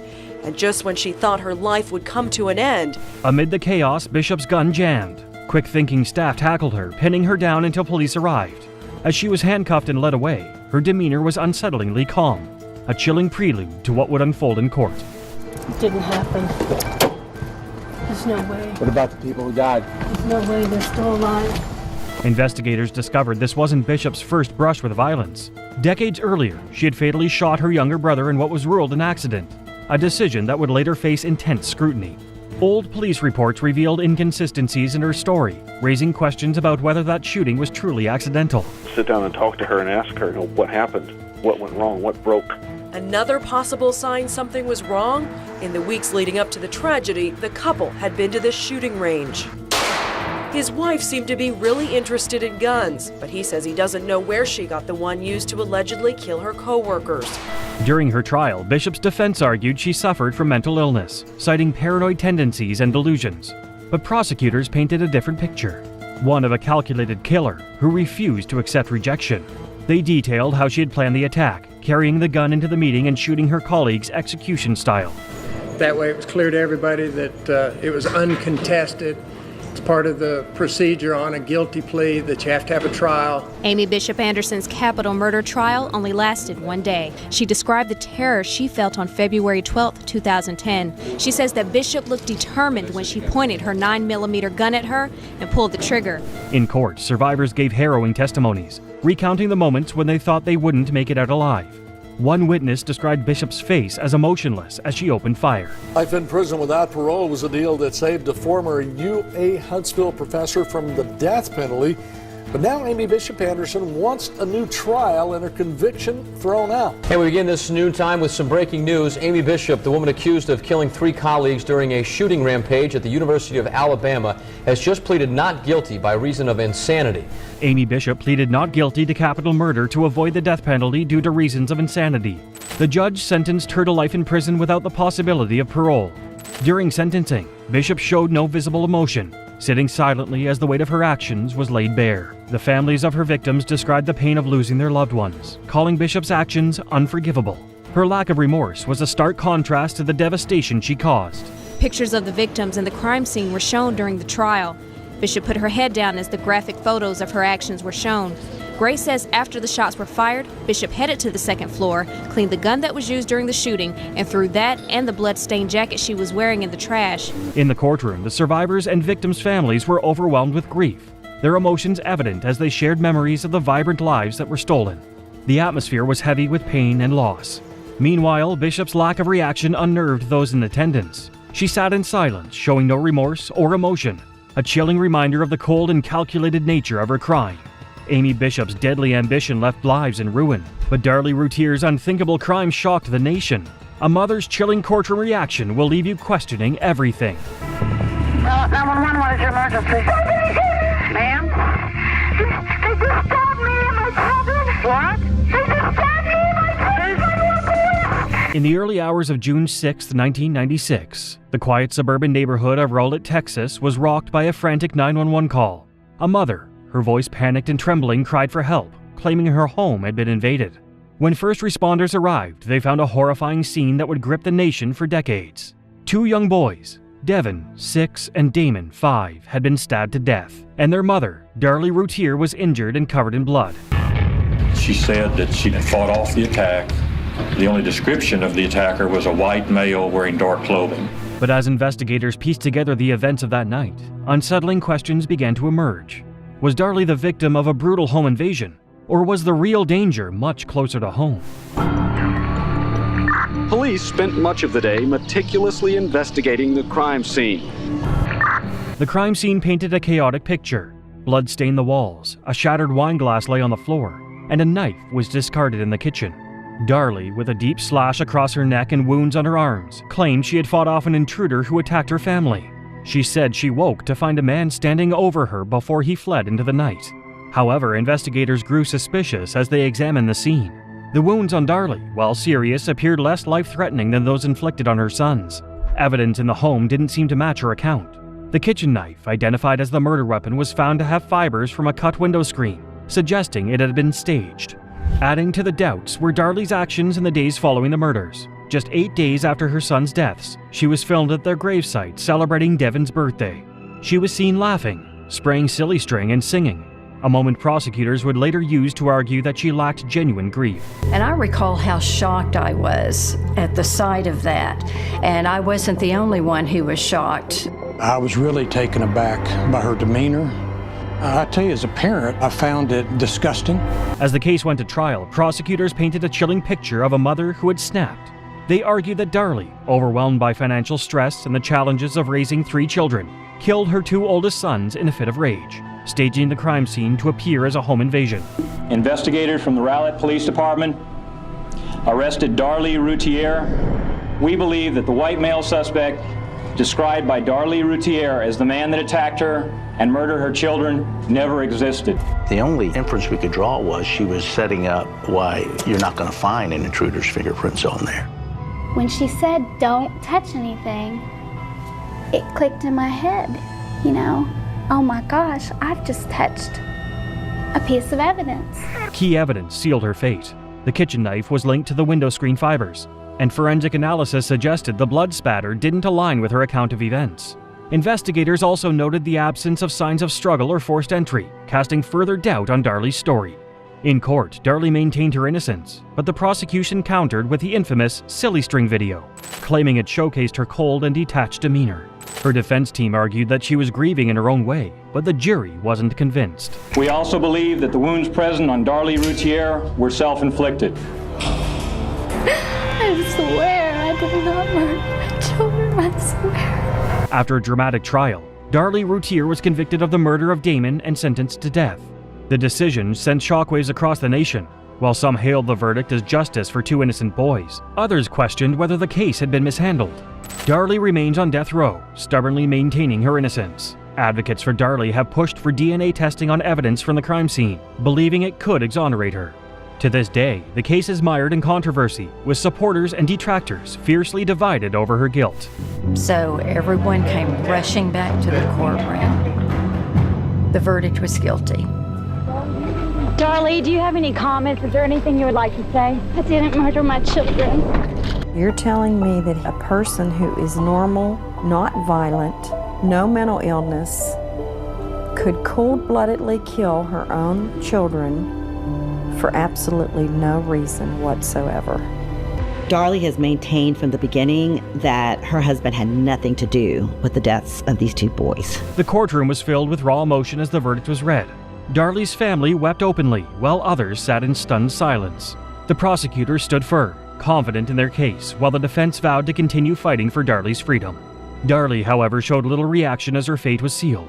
She appeared calm but defiant, declaring that the truth would eventually come to light. For the families of Devin and Damon, no verdict could ever undo the tragedy of that night, leaving a community forever haunted by the question, did the justice system get it right? Next, we turn to the case of Angelina Rodriguez, a shocking story that left many in disbelief. What started as a tragic event soon unraveled into a chilling tale of manipulation and heartless actions. I didn't poison my husband. I mean, I am willing to take a lie detector test. I did not poison my husband. On the 9th of September 2000, police turned up at the residence of Frank and Angelina Rodriguez due to an emergency call. 32-year-old Angelina, who received them, then led them to the couple's bedroom, where Frank's lifeless body lay on the floor, in a pool of his blood. What the investigation into the incident revealed was the perpetration of a quite horrific set of actions. Jose Francisco Rodriguez had first met his wife Angelina in February 2000 following his first divorce, and very quickly came to call her his soulmate. By April 2000, they were married, with Angelina's 9-year-old daughter, Autumn, joining the family, as part of what was her mother's 4th marriage. His new wife, having 3 previous failed marriages, wasn't enough to set any alarm bells ringing for Frank, and his marriage, which he thought would be the beginning of a beautiful life ahead, would end up leading to his horrific death. Only a few months after getting married, Frank found himself hospitalized, and after he was discharged, he thought his wife Angelina was nursing him back to health. However, it appeared that she had been slowly poisoning him with oleander leaf extract, and then choosing to treat him with Gatorade infused with antifreeze. In between those actions, she had also at least once loosened the natural gas valves in the garage and left to visit a friend. It was obvious that Angelina was repeatedly trying to kill her husband, and he would eventually succumb to the antifreeze-infused Gatorade. The suspected reason behind her actions was that she had taken a sum of $250,000 out of her husband's life insurance only weeks before his death. When the police arrived at the scene of the crime, they were surprised at Angelina's rather calm demeanor after losing her husband. She also contacted the insurance company to inquire about the money only a few minutes after the coroner's investigators left the residence. However, despite the investigators' suspicions, there was no way to immediately conclude that Angelina had a hand in the murder. It would be Angelina herself who would expose herself during interrogations after she mentioned the potential usage of oleander and antifreeze as poisoning agents to authorities. And the only person that supplied any information that Frank was poisoned was you. No one else knew that Frank was poisoned. Only you. Despite trying to blame one of Frank's co-workers, there was no doubt in the investigators' minds that Angelina was the main suspect. And in February 2001, she was arrested while hatching another plan to trap their landlord in a legal case for asbestos poisoning. Angelina was convicted of Frank's murder in October 2003. And during her trial, she was also implicated with the murder of her 13-month-old daughter back in 1993, with allegations that she also committed the murder for financial gains. She would, however, deny these allegations. I broke and made a few terrible, stupid mistakes, which I regret very much. We all make mistakes. I just picked the wrong time to make mine.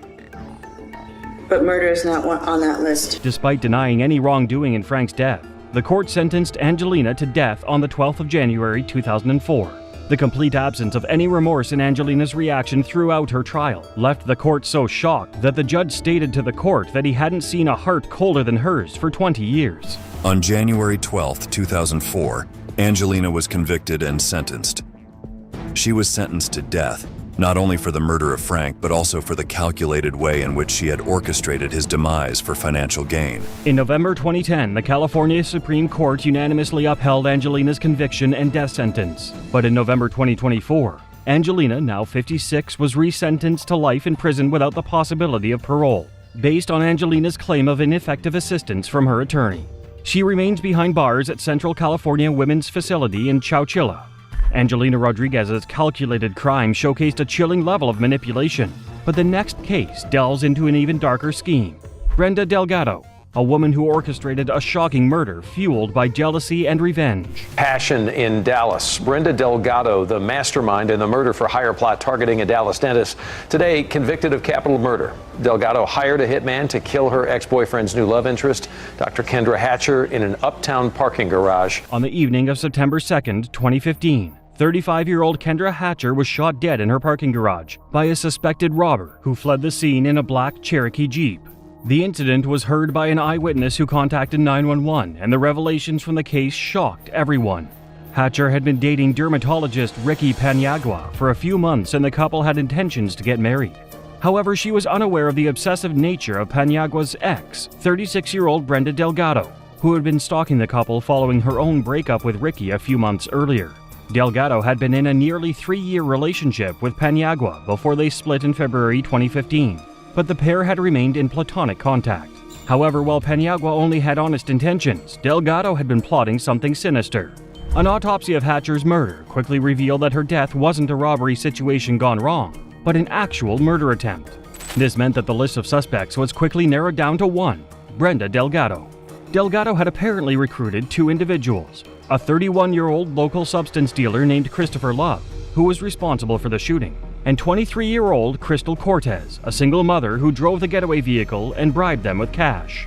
Delgado had borrowed the getaway vehicle from a friend, Jose Luis Ortiz, who she happened to be with on the evening of Hatcher's murder. After spotting his Jeep on the news, Ortiz contacted investigators to inform them that he loaned it to Delgado, but that she had been with him on the night of the murder. I gave her a comment like, hey, have you heard about that dentist that got shot in Uptown Dallas? She'd say no. She'd say, well, how funny, because, I mean, it looks very similar to mine. I'm over here lending you my car. When invited for initial questioning, Delgado told the investigators that she had lent the car to Cortez, subsequently resulting in the arrest of Love and Cortez, who both chose to testify against her. I got $500. And who paid you? Brenda did. Sensing ominous consequences after the apprehension of her hitman, Delgado fled to her native Mexico in hopes to escape justice. However, after being named in the FBI's top 10 list of most wanted female fugitives, with a $100,000 bounty on her head, she accepted extradition to the United States on the basis that she doesn't face the death penalty. After her extradition, Delgado faced trial for her evil actions on the 7th of June 2019, and it didn't take long for the jurors to convict her on charges of capital murder. She was eventually sentenced to life in prison without the possibility of parole. You can't even look at me. Delgado refused to lift her eyes, but was forced to listen as Dr. Hatcher's sister confronted her from the witness stand. During Delgado's trial, Jennifer Escobar, a former friend and roommate of hers, revealed that she had been obsessed with Paniagua and had long since had plans to execute Hatcher, and possibly even Paniagua himself. Let's get rid of Kendra Hatcher. And why did she want to get rid of Kendra Hatcher? Because she was envious of her. During her sentencing, Delgado maintained a cold, emotionless look as she was consigned to her fate behind bars. Jury unanimously find the defendant guilty of capital murder as charged in the indictment. Thank you, ma'am. During the victim impact statements, Hatcher's mother, Bonnie Jameson, told Delgado that she had earned her spot behind the cold steel bars for the rest of her life, adding the damning statement, "If justice could have handed you a death sentence, make no mistake, I would have been there front and center." Have earned your spot on this earth behind cold steel bars for the rest of your miserable, pathetic life. Today, Delgado is locked up at the maximum security William P. Hobby Unit for Women in unincorporated Falls County, Texas, where she is expected to remain for the rest of her life. As for her murder accomplices, Love is currently on death row for executing the murder, while Cortez was offered a 35-year sentence in exchange for testifying against the other two. Next, we explore the case of Beverly McCallum, whose brutal actions left a community reeling. Her story is one of shocking betrayal and unimaginable cruelty. 40 to 60 years with 1,500 days credit. You owe 130 crime victim assessment, court costs of $500, $60 for DNA testing. In 2002, a murder that soon got dubbed the Jack-in-the-Box murder remained unsolved for many years. On May 2, 2002, a blueberry farmer was driving on his land when he noticed burnt trees. When he got closer, he found an open footlocker. To his horror, the burnt remains of a man had been crumpled into the footlocker. Soon the police arrived and they gathered as much evidence as they could. Despite all their efforts, the body was not identified and the case became a cold one for years. It was not until 2015 that the body was finally identified as 37-year-old Roberto Caraballo. The last known family of Roberto Caraballo was Beverly McCallum, Deneen Ducharme, Beverly's first daughter, and Cicely Caraballo. Beverly and Roberto had been married and Cicely was their daughter. As expected, these people were called in for questioning. It was revealed that Ducharme had been the one to give information to the police about the body. Eventually, she said that her mother and another man, Christopher McMillan, had joined her in killing Roberto. During interrogation, McMillan said that Beverly had pushed her husband down the basement steps and beat him with a hammer until it became lodged in his skull. He said that while Roberto was still breathing, Beverly wrapped a plastic bag around his head. According to McMillan and Beverly's daughter, she had planned the killing because she wanted to have a test run at being a serial killer. Ducharme and McMillan confessed to playing roles in the murder and mutilation of Roberto's body. Ducharme was found guilty of first-degree murder and sentenced to life in prison. Christopher McMillan was sentenced to 15 to 40 years in prison. Beverly evaded authorities for 5 years after Roberto's body was identified. She was eventually arrested in Italy in 2020. Beverly was extracted to the U.S. and her trial began. Beverly was described as someone dangerous to anyone who got in her way. Prosecutors also argued based on the testimony of her daughter that Beverly had killed Roberto because he was cramping her lifestyle. She was charged with second-degree murder and mutilation of a body. In court, she seemed very disinterested and showed no remorse for her actions. Even though the testimonies of the other two convicts correlated, McCallum said that it was her daughter who had killed her husband. Nobody believed her. Roberto's daughter, who is now 31 years old, gave her impact statement and asked the judge to impose the maximum sentence. Justice must be served, not only for my father, but for those who have forever been changed by her ruthless actions. I formally request restitution and intend to utilize all proceeds to help support children of murdered parents. Despite everything that her daughter said, Beverly McCallum remained stone-faced, bored, and at some point, she even dozed off when her attorney was giving closing arguments. She maintained the same demeanor when the jury gave their verdict. The judge then expressed how she could not understand how someone could show no remorse. Ultimately, Beverly was sentenced to 40 to 60 years in prison. Beverly McCallum's brutal betrayal was shocking, but the next case dives into a twisted web of lies and deceit. Meet Sabrina Lamont, whose deadly plot to eliminate her husband for a new life spiraled out of control. As to count 2, a violation of Penal Code Section 182A with the PC 187A. In 2008, a couple living in California decided to spice things up a little bit by opening their marriage up to other couples. This couple was Robert and Sabrina Lamont. By 2014, Sabrina had grown tired of the lifestyle and wanted them to go back to church and find their faith. However, Robert refused, saying he liked the lifestyle.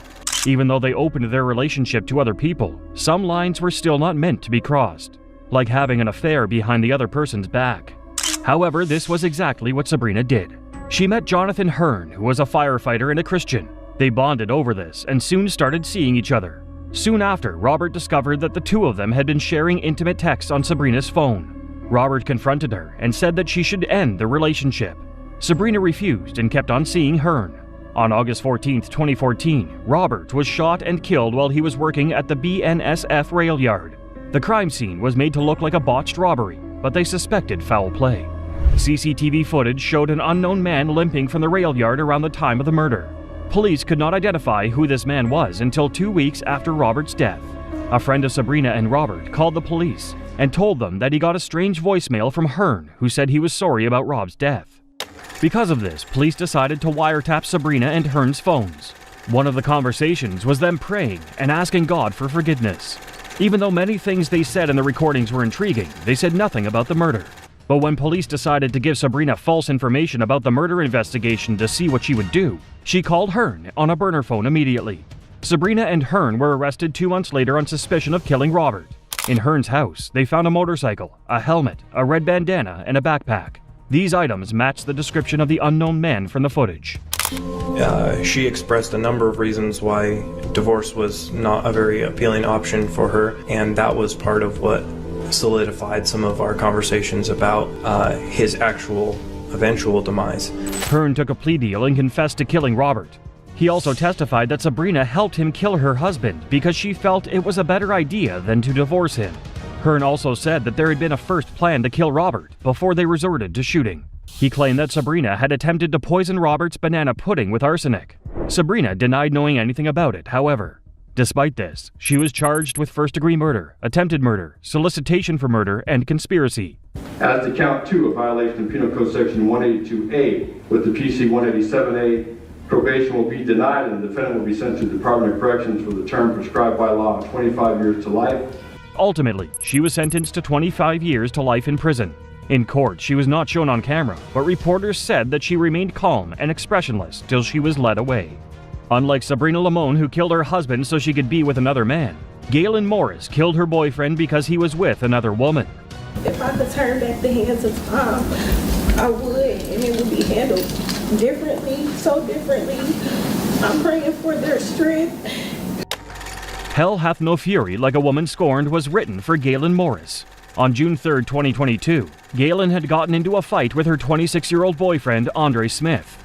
She had noticed that he had been staying out more often, possibly with another woman. Smith and Galen were living together in a house that Galen paid all the bills for. During the argument, Galen told Smith to pack his things and leave. In frustration, Galen needed to know where Smith had been going, so she put an AirTag in the back seat of his car. He confronted him and got into a fight with the woman he was with before they were all told to leave. She tracked him to a bar later that day and saw him with another woman. This made her angry and she got into a fight with the woman. She swung a beer bottle at her but was blocked by Smith. This brawl caused the three of them to get thrown out of the bar. When Galen got outside, she entered her car and sped up to Smith where he was standing on the sidewalk. She initially eased up and backed off before she suddenly sped up and hit Smith on the left hip with the mirror of the car.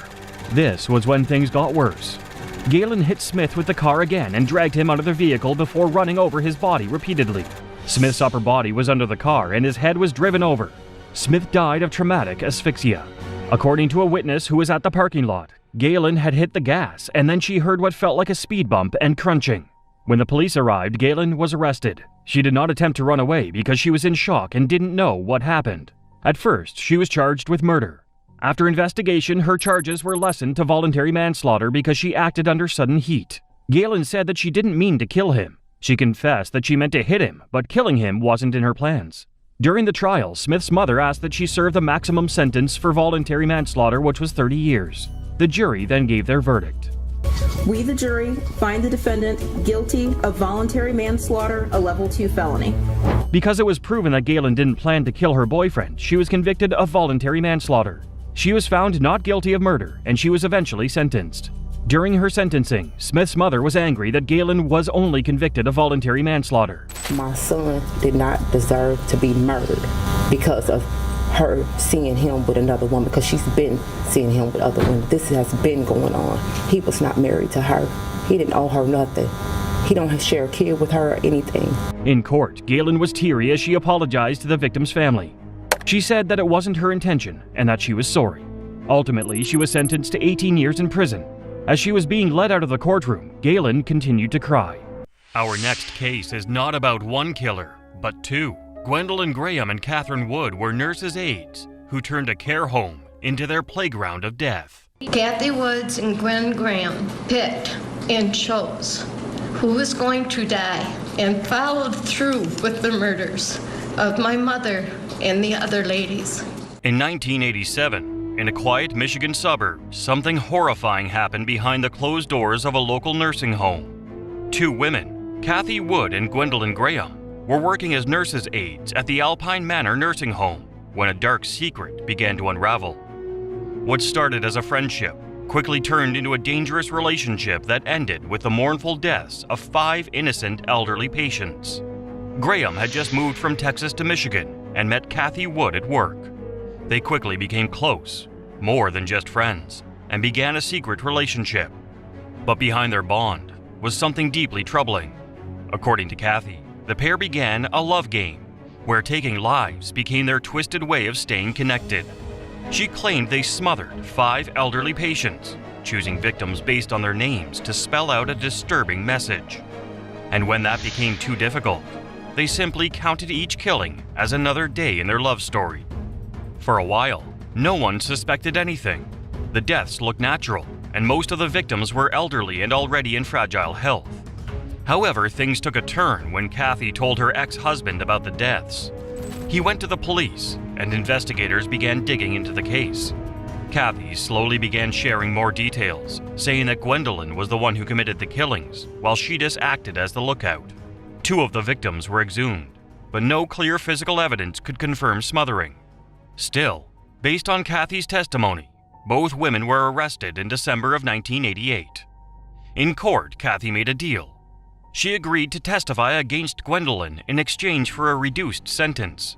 She claimed Gwendolyn was the controlling one, the one who did the killing. But Gwendolyn told a very different story. She said Kathy was playing a twisted game of her own, spinning lies to punish her for leaving the relationship. The jury heard from Gwendolyn's new girlfriend, who testified that Gwendolyn had confessed to the killings. That sealed her fate. What drove the 2 women to commit such terrible crimes is still debated. Kathy said it was about love, that they wanted to stay bonded forever through a dark secret. She even wrote a poem that ended with the line, "You'll be mine forever and 5 days." But others said it was all about control and revenge. According to the book Forever and 5 Days, Kathy may have been the true mastermind, driven by jealousy and rage after catching Gwendolyn with another woman. Some believed she framed Gwendolyn entirely, making up the killings or even committing them herself just to get even. On November 3, 1989, Gwendolyn Graham was found guilty of 5 counts of murder and 1 count of conspiracy. She was sentenced to 5 life terms and remains behind bars, yet she showed no emotion as the verdict was announced. Kathy Wood, on the other hand, was charged with 1 count of second-degree murder and conspiracy. She served her time and was released in 2020. She now lives with family in South Carolina. This case left the families of the victims heartbroken, having trusted Alpine Manor to care for their loved ones. Many still struggle with the idea that such evil could take place in a setting meant to provide safety and comfort. Perhaps the most chilling part is the mystery that still lingers. Whether Gwendolyn was truly the killer or Kathy Wood manipulated the system and got away with the crime remains uncertain. But one thing is clear: the families of the 5 victims will carry this pain forever. Our next case uncovers a killer who is hiding behind a new identity. And you'll hear during the course of this trial that Mr. Perry became Ms. Perry to end this type of violence. In the early 1990s, 3 women were found dead near the Spokane River in Washington. At the time, police believed they were victims of a known serial killer who was already behind bars. For over 20 years, no one knew who killed them. But here's the thing. Back in 1990, Donna was not known as Donna at all. She was Douglas Perry, a man with a violent past and a hidden dark side. Yolanda Sapp, Nikki Lowe, and Kathleen Brisbois were 3 women trying to navigate difficult lives. Each of them faced personal struggles, including challenges with stability and safety. Between February and May of 1990, all 3 were reported missing and later found near the riverbank under mysterious circumstances. Their stories, though separate, became tragically connected during that time. At the time, investigators had no idea who could have committed these terrible acts. But there was one detail they never let go of. They believed the killer had likely left behind DNA. Fast forward to 2012, Donna Perry, now living as a woman after undergoing gender-affirming surgery in 2000, was arrested on a weapons charge. As part of the legal process, her DNA was taken and entered into a national database. What police discovered left them stunned. Her DNA matched all 3 unsolved death cases from 1990. Now, detectives had to uncover the story behind the new identity and the violent past. When questioned, Donna made a strange claim. She said the killing might have been committed by Douglas Perry, her former male identity, as if Donna and Douglas were 2 entirely different people. She explained that she had undergone surgery in Thailand to stop violent urges and became a new person. But prosecutors did not believe her. They argued she changed her identity to avoid justice, not to escape atrocity. While Perry never clearly admitted the motive, the court heard that she had confessed to a fellow inmate about killing 9 women in total. She said she targeted intimate workers because she believed no one would miss them. Her background was filled with red flags, such as arrests for conflicts and possession of weapons. The warning signs were there all along, but no one connected them until it was too late. We, the jury, find the defendant Donna Rebecca Perry guilty of the crime of murder in the first degree as charged in count 1. In July 2017, Donna Perry was found guilty of all 3 murders and sentenced to 3 life terms without the chance of parole. She's now behind bars at the Washington Correction Center for Women. However, she had no guilt for her actions. The story of Donna Perry is deeply disturbing. It's a reminder that real danger can hide behind many faces, and sometimes even a new identity cannot erase a dark past. For the families of Yolanda, Nikki, and Kathleen, justice came decades too late, but it did come. Their voices, once silenced, were finally heard in court. Our next case reveals a deadly pattern that was discovered too late. A 33-year-old Columbus woman has been indicted for 4 murders and an attempted murder. The Attorney General saying Rebecca Auburn met men and for sex and drugged them so that she could then rob them. On October 30th, 2023, a woman named Rebecca Auburn walked into a courtroom in Columbus, Ohio. But this was not a typical court appearance. Behind her quiet expression was a case that had stunned the entire state. 4 men were dead. Another had barely survived. All of them had one thing in common. They had crossed paths with Rebecca. It all began when police noticed a disturbing pattern. Several men were found dead in their homes with no signs of forced entry. Each case looked like an accidental overdose until detectives noticed the connection. They had all been in contact with the same woman. Rebecca, a 34-year-old who offered personal companionship, wasn't just spending time with them. According to authorities, she had also been giving them something harmful without their knowledge. As investigators dug deeper, they uncovered more than just tragic coincidences. Nearly 30 charges were filed against Rebecca, including murder, aggravated robbery, and felonious assault. The charges revealed a chilling pattern. After meeting her clients, she allegedly gave them harmful substances, stole from them, and left them in critical condition. But things took a turn when she was accused of trying to harm a 5th victim, a man who somehow survived the incident. His statement helped prosecutors piece together the case. Rebecca pleaded not guilty, claiming she wasn't mentally fit to stand trial. But that changed in February 2025, when an Ohio judge officially ruled her competent. The court stated that she understands the nature of the trial and can participate in her defense. Authorities believe Rebecca was targeting men who were vulnerable and easily influenced. She gained their trust, gave them something dangerous without their knowledge, and took their belongings once they were no longer alert. It wasn't just about the substances. It was about what she could steal once her victims could no longer resist. As of now, Rebecca's trial is expected to move forward. She remains in custody, continues to deny the charges, and has shown no reaction. Her lawyer hasn't commented publicly, and the court has yet to announce a trial date. For families of the victims, it's a small step toward justice. One woman, Christine Crockett, whose father, Wayne Akin, was among the dead, said she was relieved. Now she hopes that a fair trial will give her family the answers and accountability they've been waiting for. Our next case is a nightmare, where a masked wrestler hid a deadly secret behind the spotlight. Son 759 años por el merecimiento de pena porque lo que no sería justo es... In the late 1990s, Juana Barraza was known in Mexico City as a quiet, heavy-set woman who once worked as a professional wrestler.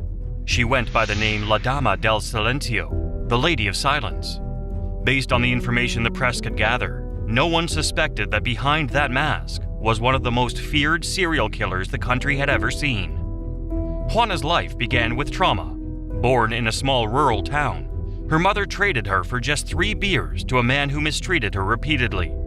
She became a mother while still a child herself. Years later, Juana found fame as a masked wrestler, but behind that mask was a woman filled with deep resentment, especially toward elderly women. Between the late 1990s and early 2000s, a troubling pattern of incidents involving elderly women began to emerge across Mexico City. Most of the women were over the age of 60 and lived alone. At first, authorities believed these events were unrelated, but as more cases appeared, concerns spread throughout the city. The situation became increasingly serious as it became clear that someone was targeting vulnerable members of the community. The police were confused. Some believed the killer was a man, while others thought there might be more than one person involved. They even arrested innocent people based on vague clues. There was also a strange coincidence, because many victims had the same print of an old painting in their homes. But everything changed in January 2006. An 82-year-old woman named Ana Maria de los Reyes Alfaro was found strangled with a stethoscope. A neighbor spotted someone fleeing her home, and the police chased the suspect down. To everyone's shock, the killer was not a man. It was 48-year-old Juana Barraza, who was caught red-handed with social service forms, a stethoscope, and identification posing as a welfare worker. It turned out she had been tricking victims by pretending to be a government official offering benefits. Once they let her in, she attacked. Fingerprints linked her to at least 10 killings. She admitted to 4, but denied the rest. However, police believed she may have killed more than 40 women. During her trial in 2008, Juana showed no signs of guilt. She only admitted to the death of Ana Maria, saying she was angry about not being paid for cleaning. But prosecutors believed her hatred for elderly women came from her hatred of her mother. Experts described her as a psychopath who showed no remorse. They believed she saw each elderly woman as a replacement for her mother, who had mistreated her and convinced herself she was helping society by killing them. On March 31, 2008, Juana Barraza was found guilty of 16 counts of murder and other charges. She was sentenced to 759 years in prison. The case of Juana Barraza shocked Mexico. How could someone who wore a hero's mask in the wrestling ring turn into such a monster? Her story is one of betrayal, trauma, and rage, where a lifetime of pain twisted into something deadly. And while she claimed to be silencing her past, what she did was take the lives of innocent people, including mothers, grandmothers, and kind neighbors who opened their doors to the wrong person.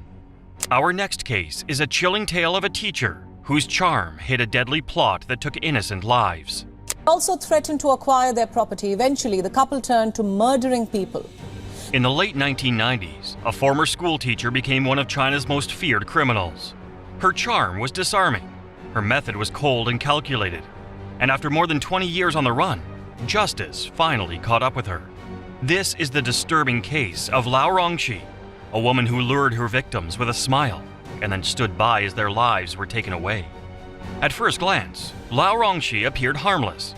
She had once worked as a primary school teacher in Jiangxi province, but behind her quiet appearance was a terrifying secret. From 1996 to 1999, Lao, along with her boyfriend Fa Ziying, committed a string of violent crimes across several provinces in China. These included Jiangxi, Zhejiang, Jiangsu, and Anhui. The couple robbed, kidnapped, and killed at least 7 people. Lao played a very specific role. She picked the targets. Most of them were men she met at karaoke bars or other entertainment venues. She earned their trust, invited them to a private location, and once they arrived, Fa carried out the attack. In one of the most shocking cases, Lao lured a man named Zhang to her rented apartment in Nanchang. There, she and Fa robbed him, killed him, and then dismembered his body. Lau used a key she had taken from Zhang to enter his home. Together with Fa, she robbed the place. To remove any witnesses, they also killed Zhang's wife and their 2-year-old daughter. Eventually, Fa was caught by police in 1999 and was executed later that year, but Lau managed to escape. She went underground, using fake identities and living in secrecy. For over 20 years, she remained hidden until one day in November 2019. At a shopping mall in Xiamen, she was recognized and arrested. After her arrest, Lau was charged with intentional homicide, kidnapping, and robbery. What investigators discovered was even more horrifying than expected. She had helped choose victims, watched as they were tortured and killed, and showed no signs of stopping. Many of the bodies were mutilated and left in gruesome conditions. She tried to defend herself by saying Fa had controlled her and that she had no choice. But the courts disagreed. The evidence showed she had a leading role. In 2021, she was sentenced to death. Tears welled up in her eyes as the verdict was read.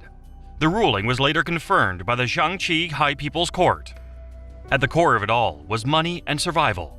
Lau and Fa stole more than 100,000 yuan, which is roughly 14,000 US dollars. But the court believed it was more than just about money. According to the Supreme People's Court, Lau acted with deep malice. Her crimes were brutal, and her actions were deliberate. She was not an innocent bystander. She planned the crimes, helped carry them out, and showed no remorse. Lau Rongxi was executed by the Nanchang Intermediate People's Court. Before her execution, she met with her relatives and expressed an apology to the families of her victims. But for many, no apology could ever undo the pain she caused. The Supreme Court declared that her crimes were cruel and the consequences were devastating. They upheld the original verdict. Her political rights were permanently revoked, and all her assets were confiscated. She once stood in front of children as a teacher. Years later, she stood in court as a killer. The case of Lau Rongxi reminds us that evil can sometimes hide behind the most ordinary faces. The next case shows how fast obsession can turn into violence. Giselle Duag Esteban didn't just lose control, she planned her revenge down to the final moment. An emotional day in court for a local family. The woman convicted of murder in a love triangle showed no signs of remorse. On the 27th of May, 2011, 26-year-old American nursing student Michelle Huang T. Lei was declared missing after her white Honda SUV was found parked with her blood stains inside on Ponderosa Court, about half a mile from Kaiser Permanente Medical Center in Hayward, California, where she schooled and worked. Despite Michelle's family putting up billboards and offering a reward for information about her whereabouts, it wouldn't be until the 17th of September that year that search organizations were able to locate decomposed human remains in a remote canyon area, remains which were identified to be hers. 27-year-old Giselle Duag Esteban, an old high school friend of Michelle's, quickly emerged as the main suspect after security footage showed her around the scene of the crime. Her motive behind the possible murder of her old friend would become clearer on closer inspection. At one point, you and Michelle were close friends, is that right? I considered her my sister. And then, what happened? She made a mistake. Scott made a mistake. Esteban used to be high school classmates and friends with Michelle, but grew to hate her after she had a brief relationship with Scott Marasigan, Esteban's ex-boyfriend, on and off fling, and father of their 6-year-old daughter. Esteban was unhappy about Marasigan's sustained closeness with Michelle, and often sent him threatening texts to warn him away from her. This behavior ended up in Marasigan filing for a restraining order against her, an action which would lead to her attempt to target her frustrations on Michelle. Evidence revealed that Esteban had not only been looking up different ways to execute a murder, but also been tracking Michelle's routines and learning about her schedule, which was how she was able to be successful in her sneak attack attempt on Michelle at her school, and also how she was able to drive off in Michelle's car to the path where her body was dumped. Evidence of Esteban's hair found inside Michelle's car and cell phone records further solidified the undeniability that Esteban was directly responsible for Michelle's murder. And on the 7th of September, 2011, days before Michelle's body was even found, Esteban was arrested and charged with the murder. At Esteban's trial on October 2012, she entered a not guilty plea, but the amount of evidence against her was overwhelming, and the jury convicted her of first-degree murder. She was eventually sentenced on the 10th of December 2012 to life in prison with no chance of parole for 25 years. During her sentencing, Esteban showed no emotion in court, remaining as remorseless as she was when the jury returned its guilty verdict at her October trial. She seemed to accept the verdict and even told her attorney to let it go, suggesting that she didn't need to defend her anymore. The judge says he has never seen a hint of remorse from Esteban and hopes someday she will feel this. We always felt, sitting in trial, that she felt no remorse.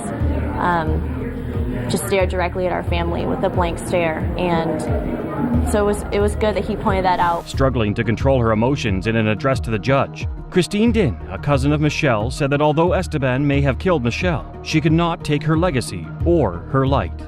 Esteban had been pregnant around the time of the murder and gave birth to a child while in custody a few months before her hearing.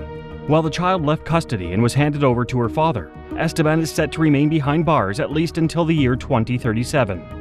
Giselle Duag Esteban's betrayal and calculated actions shocked everyone who followed the case, but the next story is just as chilling. Angelina Rodriguez, a woman whose sinister plan revealed a terrifying willingness to destroy lives for personal gain. I didn't poison my husband. I mean, I am willing to take a lie detector test. I did not poison my husband. On the 9th of September 2000, police turned up at the residence of Frank and Angelina Rodriguez due to an emergency call. 32-year-old Angelina, who received them, then led them to the couple's bedroom, where Frank's lifeless body lay on the floor in a pool of his blood. What the investigation into the incident revealed was the perpetration of a quite horrific set of actions. Jose Francisco Rodriguez had first met his wife Angelina in February 2000 following his first divorce, and very quickly came to call her his soulmate. By April 2000, they were married, with Angelina's 9-year-old daughter, Autumn, joining the family as part of what was her mother's 4th marriage. His new wife, having 3 previous failed marriages, wasn't enough to set any alarm bells ringing for Frank, and his marriage, which he thought would be the beginning of a beautiful life ahead, would end up leading to his horrific death. Only a few months after getting married, Frank found himself hospitalized, and after he was discharged, he thought his wife Angelina was nursing him back to health. However, it appeared that she had been slowly poisoning him with oleander leaf extract, and then choosing to treat him with Gatorade infused with antifreeze. In between those actions, she had also at least once loosened the natural gas valves in the garage and left to visit a friend. It was obvious that Angelina was repeatedly trying to kill her husband, and he would eventually succumb to the antifreeze-infused Gatorade. The suspected reason behind her actions was that she had taken a sum of $250,000 out of her husband's life insurance only weeks before his death. When the police arrived at the scene of the crime, they were surprised at Angelina's rather calm demeanor after losing her husband. She also contacted the insurance company to inquire about the money only a few minutes after the coroner's investigators left the residence. However, despite the investigators' suspicions, there was no way to immediately conclude that Angelina had a hand in the murder. It would be Angelina herself who would expose herself during interrogations after she mentioned the potential usage of oleander and antifreeze as poisoning agents to authorities. And the only person that supplied any information that Frank was poisoned was you. No one else knew that Frank was poisoned. Only you. Despite trying to blame one of Frank's co-workers, there was no doubt in the investigators' minds that Angelina was the main suspect. And in February 2001, she was arrested while hatching another plan to trap their landlord in a legal case for asbestos poisoning. Angelina was convicted of Frank's murder in October 2003, and during her trial she was also implicated with the murder of her 13-month-old daughter back in 1993, with allegations that she also committed the murder for financial gains. She would, however, deny these allegations. I broke and made a few terrible, stupid mistakes, which I regret very much. We all make mistakes. I just picked the wrong time to make mine. But murder is not on that list. Despite denying any wrongdoing in Frank's death, the court sentenced Angelina to death on the 12th of January 2004. The complete absence of any remorse in Angelina's reaction throughout her trial left the court so shocked that the judge stated to the court that he hadn't seen a heart colder than hers for 20 years. On January 12, 2004, Angelina was convicted and sentenced. She was sentenced to death, not only for the murder of Frank, but also for the calculated way in which she had orchestrated his demise for financial gain. In November 2010, the California Supreme Court unanimously upheld Angelina's conviction and death sentence. But in November 2024, Angelina, now 56, was resentenced to life in prison without the possibility of parole, based on Angelina's claim of ineffective assistance from her attorney. She remains behind bars at Central California Women's Facility in Chowchilla. Angelina Rodriguez's calculated crime showcased a chilling level of manipulation, But the next case delves into an even darker scheme. Brenda Delgado, a woman who orchestrated a shocking murder fueled by jealousy and revenge. Passion in Dallas. Brenda Delgado, the mastermind in the murder-for-hire plot targeting a Dallas dentist, today convicted of capital murder. Delgado hired a hitman to kill her ex-boyfriend's new love interest, Dr. Kendra Hatcher, in an uptown parking garage. On the evening of September 2nd, 2015, 35-year-old Kendra Hatcher was shot dead in her parking garage by a suspected robber who fled the scene in a black Cherokee Jeep. The incident was heard by an eyewitness who contacted 911, and the revelations from the case shocked everyone. Hatcher had been dating dermatologist Ricky Paniagua for a few months, and the couple had intentions to get married. However, she was unaware of the obsessive nature of Paniagua's ex, 36-year-old Brenda Delgado, who had been stalking the couple following her own breakup with Ricky a few months earlier. Delgado had been in a nearly 3-year relationship with Paniagua before they split in February 2015. But the pair had remained in platonic contact. However, while Paniagua only had honest intentions, Delgado had been plotting something sinister. An autopsy of Hatcher's murder quickly revealed that her death wasn't a robbery situation gone wrong, but an actual murder attempt. This meant that the list of suspects was quickly narrowed down to one: Brenda Delgado. Delgado had apparently recruited 2 individuals: a 31-year-old local substance dealer named Christopher Love, who was responsible for the shooting, and 23-year-old Crystal Cortez, a single mother who drove the getaway vehicle and bribed them with cash. Delgado had borrowed the getaway vehicle from a friend, Jose Luis Ortiz, who she happened to be with on the evening of Hatcher's murder. After spotting his Jeep on the news, Ortiz contacted investigators to inform them that he loaned it to Delgado, but that she had been with him on the night of the murder. I gave her a comment like, hey, have you heard about that dentist that got shot in uptown Dallas? She said no. She said, well, how funny, because, I mean, it looks very similar to mine. I'm over here lending you my car. When invited for initial questioning, Delgado told the investigators that she had lent the car to Cortez, subsequently resulting in the arrest of Love and Cortez, who both chose to testify against her. I got $500. And who paid you? Brenda did. Sensing ominous consequences after the apprehension of her hitman, Delgado fled to her native Mexico in hopes to escape justice. However, after being named in the FBI's top 10 list of most wanted female fugitives, with a $100,000 bounty on her head, she accepted extradition to the United States on the basis that she doesn't face the death penalty. After her extradition, Delgado faced trial for her evil actions on the 7th of June 2019, and it didn't take long for the jurors to convict her on charges of capital murder. She was eventually sentenced to life in prison without the possibility of parole. You can't even look at me. Delgado refused to lift her eyes, but was forced to listen as Dr. Hatcher's sister confronted her from the witness stand. During Delgado's trial, Jennifer Escobar, a former friend and roommate of hers, revealed that she had been obsessed with Paniagua and had long since had plans to execute Hatcher, and possibly even Paniagua himself. Let's get rid of Kendra Hatcher. And why did she want to get rid of Kendra Hatcher? Because she was envious of her. During her sentencing, Delgado maintained a cold, emotionless look as she was consigned to her fate behind bars. Jury unanimously find the defendant guilty of capital murder as charged in the indictment. Thank you, ma'am.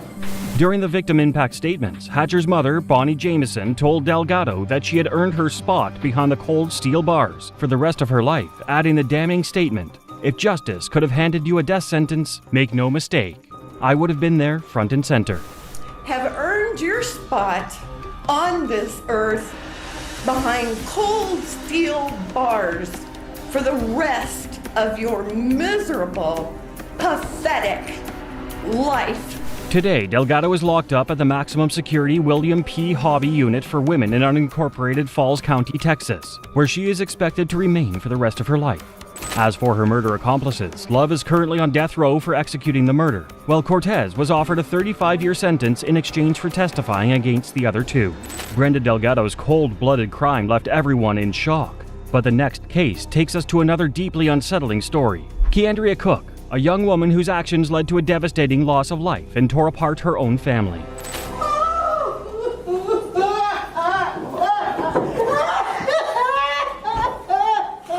What was supposed to be a carjacking crime and nothing more turned deadly in Daytona, Florida.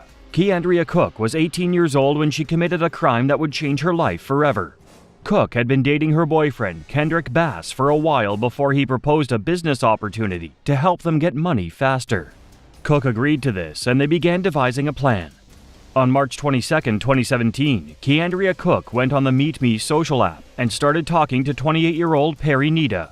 Cook then lured Perry from Palm Coast to South Daytona with talks of sex and marijuana. Nita agreed to meet with Cook and told her he was on his way. He invited 18-year-old Emmanuel Purcell to ride along with him.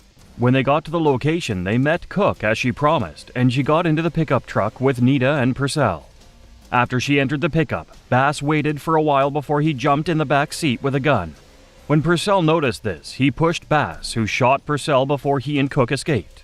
Purcell survived and soon talked to the police about what had happened. 2 days after this happened, Cook and Bass teamed up for another carjacking. It was at the time that Cook was arrested. Bass, on the other hand, ran away and would go on to evade police for 10 months.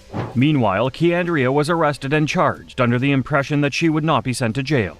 Regardless, she was charged with conspiracy, carjacking, attempted carjacking with a deadly weapon, and felony battery. The conspiracy charge meant that Keandria could be sentenced to life in prison without the possibility of parole. Because of miscommunication with her lawyer, Keandria and her mother were assured that she would not be going to prison if she took a plea deal. Her attorney told her to enter a no-contest plea to get the conspiracy charge dropped. If she pleaded no contest to principal to carjacking with a deadly weapon, principal to attempted carjacking with a deadly weapon, and principal to aggravated battery with a deadly weapon, she would get probation and not go to jail. Or at least that's what she thought. Following the advice of her attorney, Keandria pleaded no contest and appeared in court with the belief that it was just a formality. Keandria and her mother were shocked when Circuit Judge Matt Foxman sentenced Keandria to 20 years in prison, with 20 years of probation to run concurrent with her jail time. Hearing this, Keandria and her mother began to wail very loudly.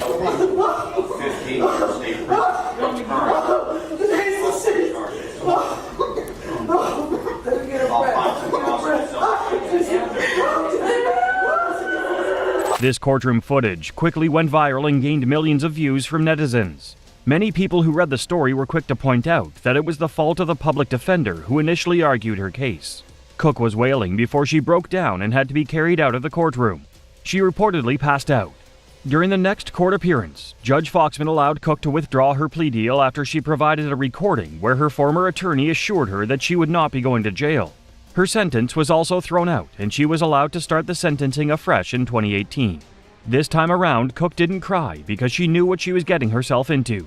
She entered into a no-contest plea again, and this time she was sentenced to 11 years in prison, with 20 years of probation to run concurrent with her jail term. I just want to say that I'm sorry to the people wrong that her son had me shot because I didn't even know he was going to get shot. Before she was escorted away, she apologized to the family of the victim, telling them that she didn't mean for their son to get shot.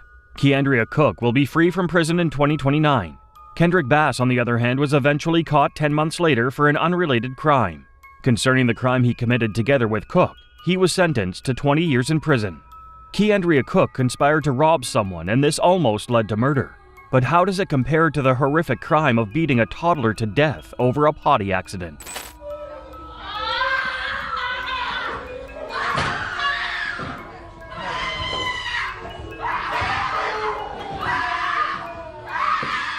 How bad of a mess can a toddler make to make it justifiable to beat her to death? Well, for 25-year-old Erica Butts and Shanita Cunningham, all the toddler had to do was urinate on the floor. In 2009, Leisha Richardson took her 3-year-old daughter Serenity Richardson to visit her godmother. Erica Butts was Serenity's godmother and Leisha's best friend since childhood. Erica lived in Somerville, North Carolina with her lover, Shanita Cunningham. Serenity was supposed to be at Butts' home for 2 weeks. Little did Leisha know that this was the last time she would see her daughter alive. Serenity had a potty accident in their home while she was staying there. She had urinated on the floor. Because of this, Erica and Shanita beat Serenity with a belt and multiple plastic coat hangers. The two of them continued to beat her until Serenity became unresponsive. When the two of them noticed this, they put bleach under her nose in an attempt to revive her. When she did not respond, they put her body on ice. After they tried everything they could to no avail, Butts called her mother, who called 911. The sight that the medics were met with was horrible. They reported that every inch of Serenity's body was covered in bruises and strikes from the belt. According to the prosecutor, no area of Serenity was unharmed except for the soles of her feet. There were multiple cuts over her chest, stomach, legs and arms, back and head. Serenity was pronounced dead and the women were arrested. The severity of the blow to that child's leg, and to say that you did not recognize what had been done, to ignore what must have been the excruciating sounds that came from that child on a daily basis, is more than disconcerting to this court. In court, the two women gave the most disgusting argument possible. The judge who was presiding was dismayed and disturbed by this. They claimed that they didn't know that beating Serenity was going to kill her.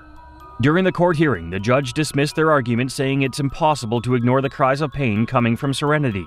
Erica insisted that she was innocent and didn't kill Serenity. She admitted to beating her with the belt, but said that she didn't kill her. Shanita's lawyer said that Erica was aggressive and that she had most of the blame. The judge in charge of the case, Deandra Richardson, wasn't interested in their blame trade.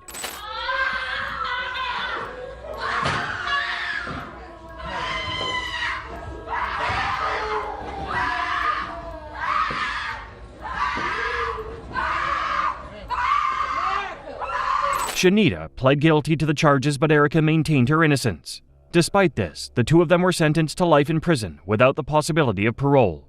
When they heard this, the two of them collapsed on the floor in the courtroom. Erica's mother also began screaming and had to be escorted out of the courtroom as well. The two convicts were wheeled away to start their sentences. Erica Butts and Shanita Cunningham's horrifying actions left a lasting scar. But the next case takes us to another disturbing crime. Taylor Shabiznes, a woman whose shocking and gruesome actions defy understanding.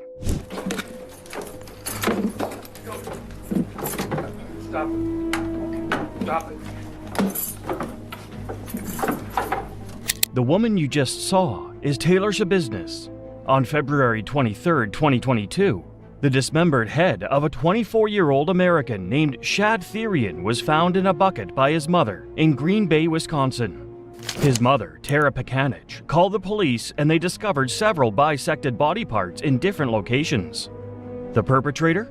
Taylor Shabiznes. Therian and Shabiznes had been involved in a relationship for a while, and 2 days before parts of Therian was found, Taylor had picked him up from his mother's house. She took him to another apartment where they had met up with a friend and ingested quantities of hard substances.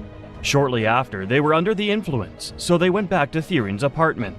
When they arrived, they got intimate in the basement.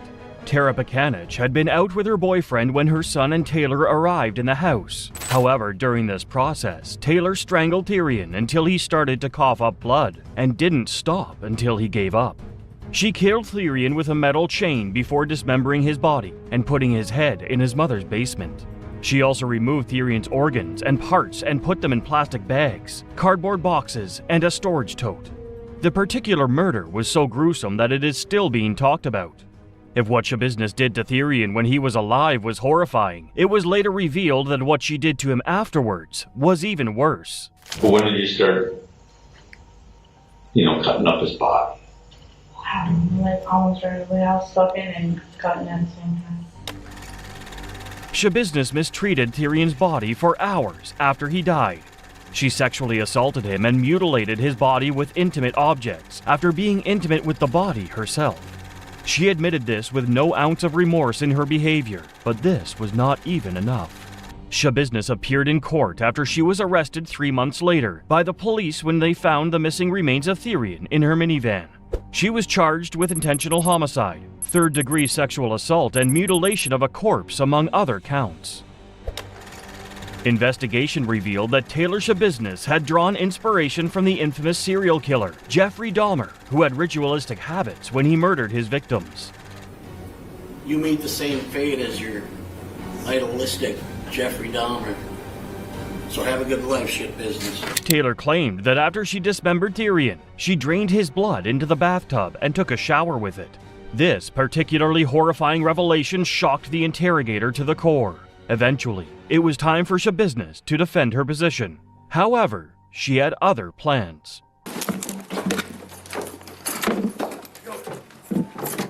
Stop it.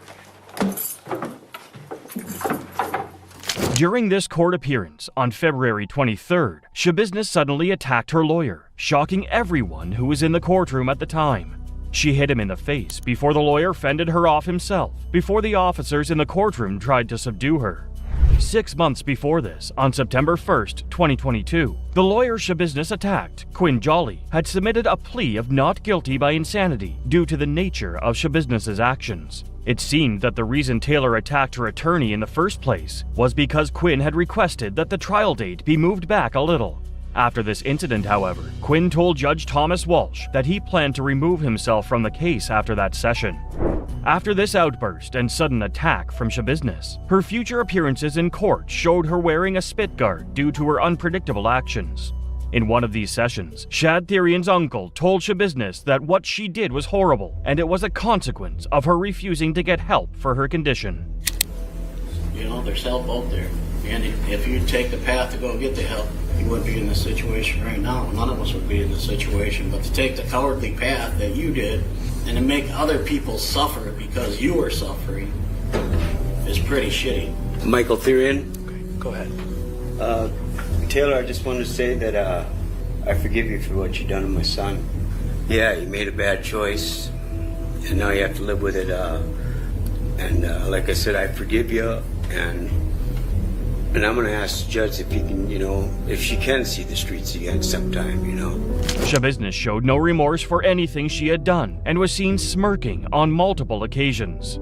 Judge Walsh didn't think this was right or even permitted in any way, because what Taylor did was so terrifying that the judge said that it offended human decency.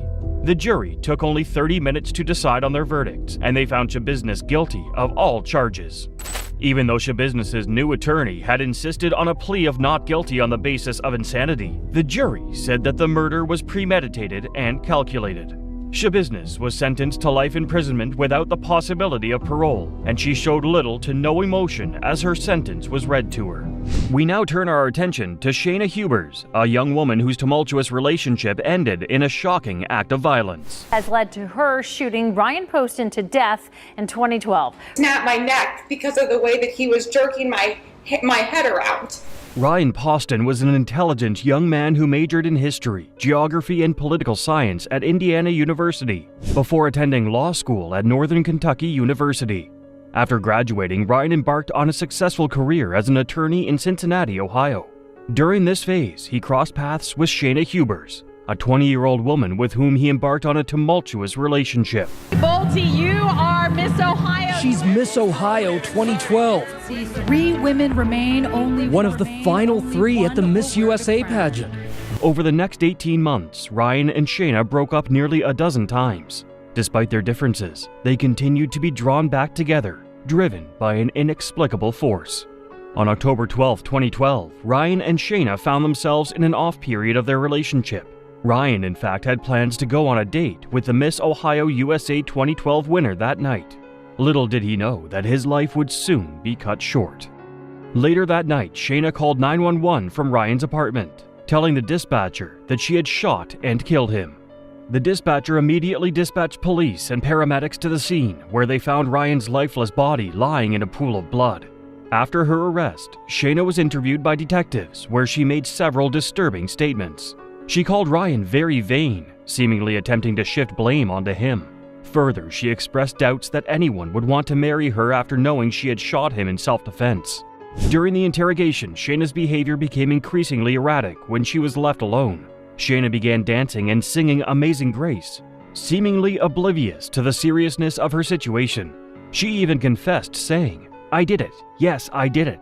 I can't believe I did that." Not a murderer at all. Now, the past several days, the Commonwealth attorney has been calling witness after witness, many testifying that Hubers intentionally killed. Shayna was charged with first-degree murder. Her bail was set at a staggering $5 million, ensuring she would remain in custody until her trial. In 2015, Shayna's trial began, lasting 2 weeks and culminating with the jury deliberating for 5 hours before delivering a guilty verdict. However, the defense would later uncover that a juror who sat on her trial was a felon, casting doubts on the fairness of the verdict. As a result, the ruling was overturned and Shayna was granted a new trial. Will try to once again prove Hubers murdered her ex-boyfriend Ryan Poston. Hubers says it was an act of self-defense when she shot Poston in his Highland Heights condo. In 2018, Shayna faced trial for the second time in connection to the tragic murder of her boyfriend, Ryan Poston. This trial brought attention to the relationship between Shayna and Ryan, which delved into explicit details of their romantic life. The defense argued that Ryan's behavior towards Shayna was like a yo-yo, pushing her away and then pulling her back, causing confusion and mixed messages. However, the prosecution presented a compelling argument, reminding jurors that it was Shayna who closed the distance between them and fired the initial shot, ultimately choosing to shoot him in the head 5 more times. We believe it was a family member or a friend. Opening statements were made this morning in which the prosecution said that Shayna Hubers was a cold, calculating woman. According to the prosecutors, Shayna was relentless in her pursuit of Ryan. They presented evidence showing that she texted and called him excessively. Furthermore, during the interrogation process, Shayna was recorded saying, "I'm good at acting." This statement raised suspicions among the prosecution, as they believed she was putting on a facade to deceive the police. We, the jury, find the defendant guilty of murder. Guilty! The woman who shot her boyfriend because he was about to ditch her for a Miss USA contest. After the jury left to deliberate, it ultimately took 5 hours for them to once again find Shayna guilty of Ryan's murder. As the guilty verdict was read, Shayna leaned forward, buried her face in her attorney's lap, and cried. During the sentencing phase, the judge told Shayna that her actions were grossly violent and intentionally calculated. This assessment led him to conclude that a life sentence was the most appropriate punishment. The jury found that you intentionally murdered Ryan Poston. You picked up Mr. Poston's gun from the kitchen table and shot him 6 times. As Judge Zala handed down the sentence, the courtroom remained silent. Shayna maintained an emotionless expression, seemingly unaffected by the gravity of the situation. In an attempt to sway the judge, Shayna's attorney requested a mistrial. However, the judge denied the motion. In the next case, we'll delve into the chilling tale of Dynell Lane, a heinous female murderer who committed a truly unimaginable act. She's spoken publicly about what happened on that day in March just once. She said that when Lane started attacking her, she told her that she loved her, hoping that she might stop. Wilkins says Lane responded, "If you love me, you will let me do this." On March 18, 2018, Michelle Wilkins, 7 months pregnant, responded to a Craigslist advertisement for baby clothes. Michelle had no way of knowing that her encounter with Dynell Lane, a 35-year-old woman, would turn into a horrifying nightmare. Dynell Lane invited Michelle into her home under the guise of selling baby clothes. However, when Michelle arrived, she discovered that Dynell had other intentions. After the verdict, Michelle Wilkins sat in a quiet room and reflected on the most difficult time of her life. I forgive her whether she asked my forgiveness or not. She also shared a tragically personal moment. Dynell led Michelle down to the basement where her sinister plan unfolded. In the basement, Dynell, armed with a lava lamp, violently assaulted Michelle. She hit Michelle in the head, leaving her disoriented. Escalating the situation, Dynell used a piece of broken glass to stab Michelle in the neck.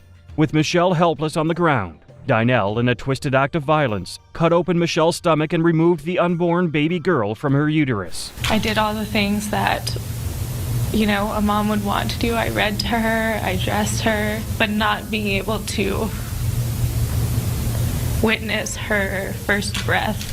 After cutting baby Aurora from her mother's womb, Dynell left Michelle to bleed out in the basement.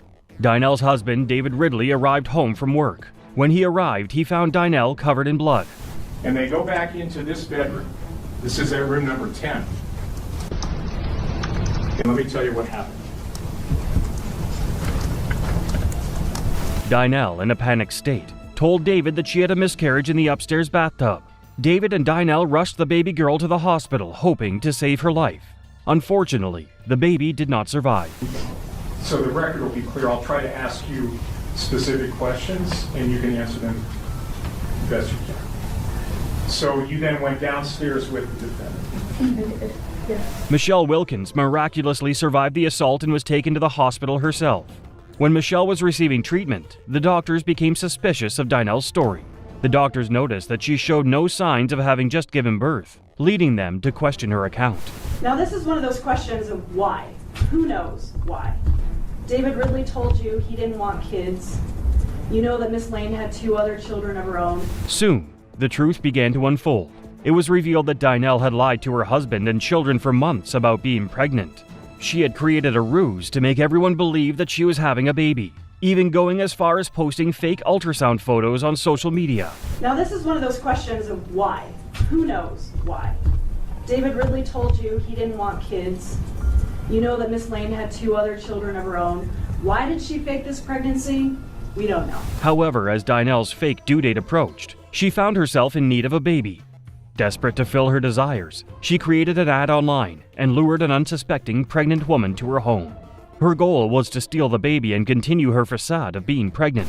As we get into things starting today, of course, jury selection begins and 300 potential jurors will be summoned. Of course, that will be narrowed down to just a few. Dinell was charged with attempted first-degree murder, 2 counts of first-degree assault, 2 counts of second-degree assault, and unlawful termination of a pregnancy. She was unable to be charged with the baby's death due to Colorado law. Despite this technicality, the jurors still convicted Dinell on all charges, and the judge sentenced her to 100 years in prison. Lane, in prior court appearances, she remains in custody at the Boulder County Jail on $2 million bond, and if she gets convicted... Throughout the trial, Dinell maintained a stoic demeanor, showing no emotion as the case details unfolded. However, upon hearing the judge's sentencing, Dinell broke down in tears. One of the trial's most compelling moments came when an interview tape was played for the jury. Lane admitted to strangling Wilkins, then she admitted to cutting out Wilkins' baby. Listen. I got the knife that she had. In this tape, Dinell claimed that Michelle possessed the knife during the altercation. Although this statement was refuted by other evidence, it seemed to elicit a reaction from Dinell, as she could be seen crying during the playback. While Dinell herself chose not to testify, her friends and family felt the emotional impact of her case deeply.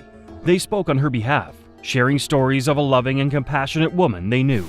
I choose to use my time to address you directly, Dinell, because up to this very moment you have refused to acknowledge us, the victims of your violent actions. During the trial, Michelle had the opportunity to confront Dinell head-on, delivering a powerful statement.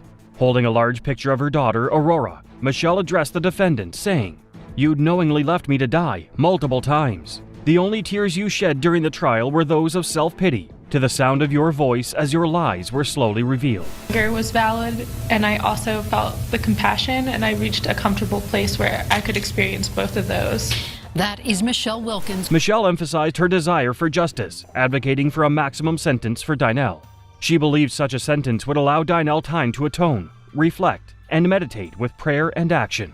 Her intention was for Dinell to truly understand the gravity of her actions and their impact on everyone involved. Dinell Lane's shocking crime left an innocent life lost, but the next case brings us to an equally disturbing story. Janelle Boer, a woman whose cruel actions forever changed the lives of those around her. My husband and I were in an argument, and he shot me, and then he killed himself. On February 14, 2017, 43-year-old Janelle Boer called 911 in Michigan because her husband had been shot and killed in their home.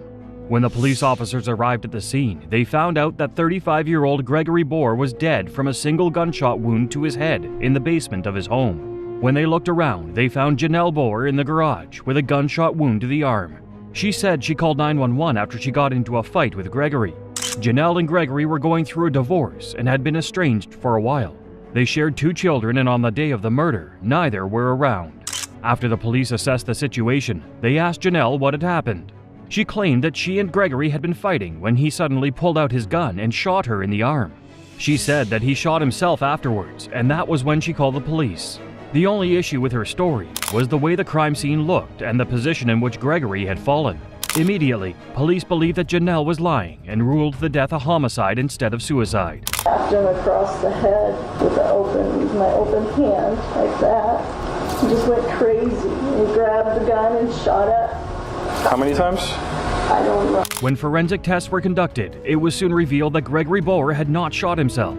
In fact, it was Janelle who shot him before firing more rounds into the room. She was also the one who shot herself in the arm because she needed the police to believe the story. Janelle was arrested and charged with open murder and felony firearm charges. Further investigation showed that after Janelle killed Gregory, she rearranged the scene of the murder to make it look like she was telling the truth. Janelle claimed that Gregory was an abusive and violent man, but every other person who knew him said otherwise. As such, after Janelle was charged, she entered a guilty plea for second-degree murder, which inevitably reduced the possibility of her being sentenced to life in prison. In February 2018, Janelle finally stood in court as her former in-laws gave impact statements. Sharon Boer, Gregory's mother, told the court and Janelle that her son didn't have to die. She said, "You had no right to kill my son. He did nothing but believe you. take you in, and love you. I can only hope that where you are going, you get all of the attention you crave and more. I will never forgive you for what you've done. You've shattered our lives, and most importantly, the lives of Greg's children. I only wish I could trade your worthless, selfish, pathetic life for Greg's. Gregory's younger brother also gave an impact statement. He addressed Janelle and told her that her actions robbed Gregory of seeing their children grow into their people. He also told her, "I hope you rot." Before Janelle was sentenced, she simply turned and apologized to the judge for taking Gregory's life. She was sentenced to 17 to 19 years in prison. Janelle Boer killed her husband for reasons that turned out to be lies. How does it compare to a woman who killed her husband to hide the lies she was telling him?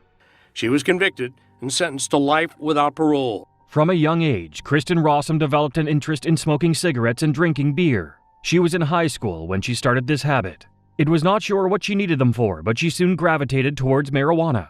However, she said it had a little effect, so in 1992, Rossum started using meth. In 1994, she suffered a relapse and had to leave university. Eventually, she soon conquered her addiction and enrolled at San Diego University. There, she met Greg DeVillers, and they started dating. Rossum graduated with honors in 1998 and started working as a toxicologist. She got married to DeVillers in 1999. This happy life didn't last long because Rossum started an affair with her boss, Dr. Michael Robertson, in 2000. Later that year, DeVillers was horrified to learn that not only had she been cheating on him, she had also continued using meth. She got access to the drug with help of her lover, who was also her enabler. DeVillers threatened to expose both of them to the medical examiner if she did not quit her job and leave Robertson. On November 6, 2000, Rossum called 911 at night and said that DeVillers had committed suicide. When paramedics arrived, they were met with a strange sight. DeVillers was unresponsive in their bed, and there were rose petals sprinkled around him. He was pronounced dead, and Rossum told the police he had committed suicide. Despite this, DeVillers' family said this wasn't true and that he was not suicidal. Reluctantly, the police opened a homicide investigation. Because Rossum worked as a toxicologist at the medical center in San Diego, DeVillers' autopsy was outsourced to an outside lab to avoid conflict of interest. 1 month after DeVillers died, Rossum and Robertson were fired because of Rossum's meth habit and Robertson enabling her. Soon enough, the test results came back and they showed that he had 7 times the lethal dose of fentanyl in his system.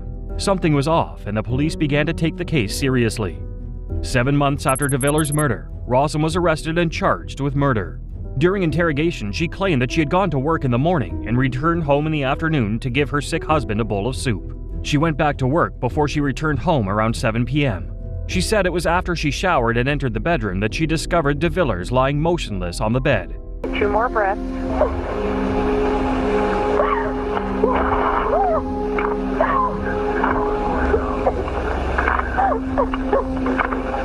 Count this chest 15 more times.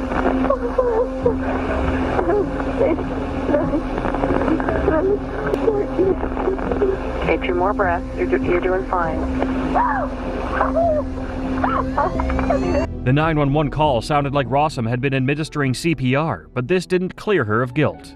She was charged to court where a receipt for a single red rose that Rossum bought was presented. The defense claimed that DeVillers had crumpled the rose around himself after using fentanyl. However, the amount of fentanyl in his system showed that this wasn't possible. Tests also revealed that the dose of fentanyl had been administered around the time that Rossum went home and gave her husband soup. Prosecutors claim that Rossum had killed her husband to hide her affair and her meth addiction.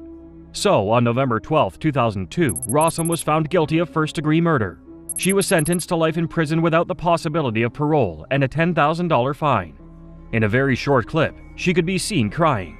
Kristen Rossum killed her husband to hide her addiction and affair. Michelle Despain killed hers so she could be with another person and cash in on her husband's death. Rest in your father. My father? Yes, ma'am. Your father will be arrested for murder. I have all the information, all the evidence I need. Not Mark's father. No, ma'am. Your father. Mark Despain was a successful property investor and real estate appraiser in Jonesboro. He lived a fairly successful life with his wife Michelle and his stepdaughter, Michelle's daughter from a previous relationship. Mark Despain had been in a family business with his parents before Michelle came along. Because of the constant arguments based on lies that Michelle had been feeding her husband about his parents, Mark and his parents soon fell out, and he started his business with Michelle managing their money. Michelle intended to isolate Mark from his family so she could do as she liked with his finances. So, in another desperate attempt to do so, she had her daughter take intimate photos of herself and had them sent to Jack's phone. She claimed that Jack Despain, Mark's father, had forced her daughter to take those pictures. Soon, Jack was arrested and his wife, Tana Despain, left him. After a couple of years, Michelle's daughter started to cave and kept on mixing details about the alleged incident. Because of this, Jack was released and his wife came back to him, realizing he wasn't an evil person. This already damaged their relationship, and Michelle Despain succeeded in isolating her husband from his family. This gave her the chance to spend Mark's money on her lover, a much younger banker where she worked. Soon, Mark started failing and somehow ended up in debt of over $1 million. After Michelle learned that Mark had bought a life insurance policy, she began to plan something deadly. What happened to your husband, ma'am? He's scared. Ma'am, I need you to take a deep breath, okay, and tell me what's going on. In August 2011, Michelle came back from work and found Despain dead in their home. He had been shot in the head and the chest. Michelle called 911 and the police first thought that this was just a burglary gone wrong. However, when they realized that things robbers would take were in place, they got suspicious.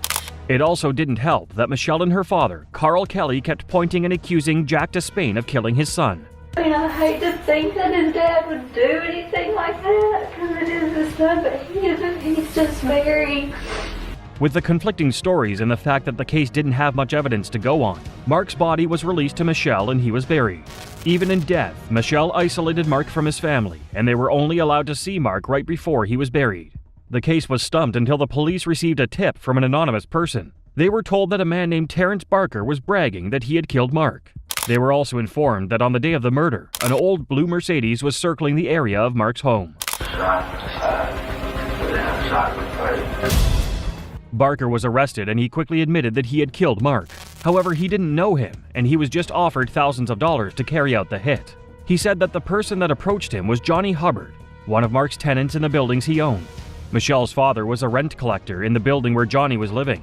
Coincidentally, Johnny owned the Mercedes that the police learned about. After Johnny was arrested, he quickly implicated Carl Kelly, saying that he had given him access to Mark's house. If you don't do what he tells you to do, you get on the street. Kelly was arrested, and when Michelle learned about it, she turned on him saying that he probably killed her husband so he could have a share in Mark's massive life insurance policy. However, when detectives got access to the phones of Kelly, Barker, Johnny, and Michelle, they found out that there was more to the story. On the day of the murder, Michelle had texted her father, "It has to be today." She then tricked Mark to get out of the house while Kelly gave Barker access to the house. Michelle was arrested and charged with the murder of her husband. My father? Yes, ma'am. Your father will be arrested for murder. I have all the information, all the evidence I need. Not Mark's father. No, ma'am. Your father. Carl Kelly and Terrence Barker were sentenced to 35 years in prison for first-degree murder. Johnny Hubbard got 18 years for hindering apprehension and violation of a previous probation he was on. Carl Kelly died of congestive heart failure soon after. In 2014, Michelle bargained for a plea deal by pleading guilty to 3 counts of hindering apprehension. She avoided a capital murder charge and she was sentenced to 30 years in prison with the possibility of parole after 5 years. 69 cases, each more disturbing than the last. Some killers begged for mercy, others smiled, and a few showed nothing at all. But every one of them left behind broken families and shattered lives. Evil doesn't always end when the verdict is read.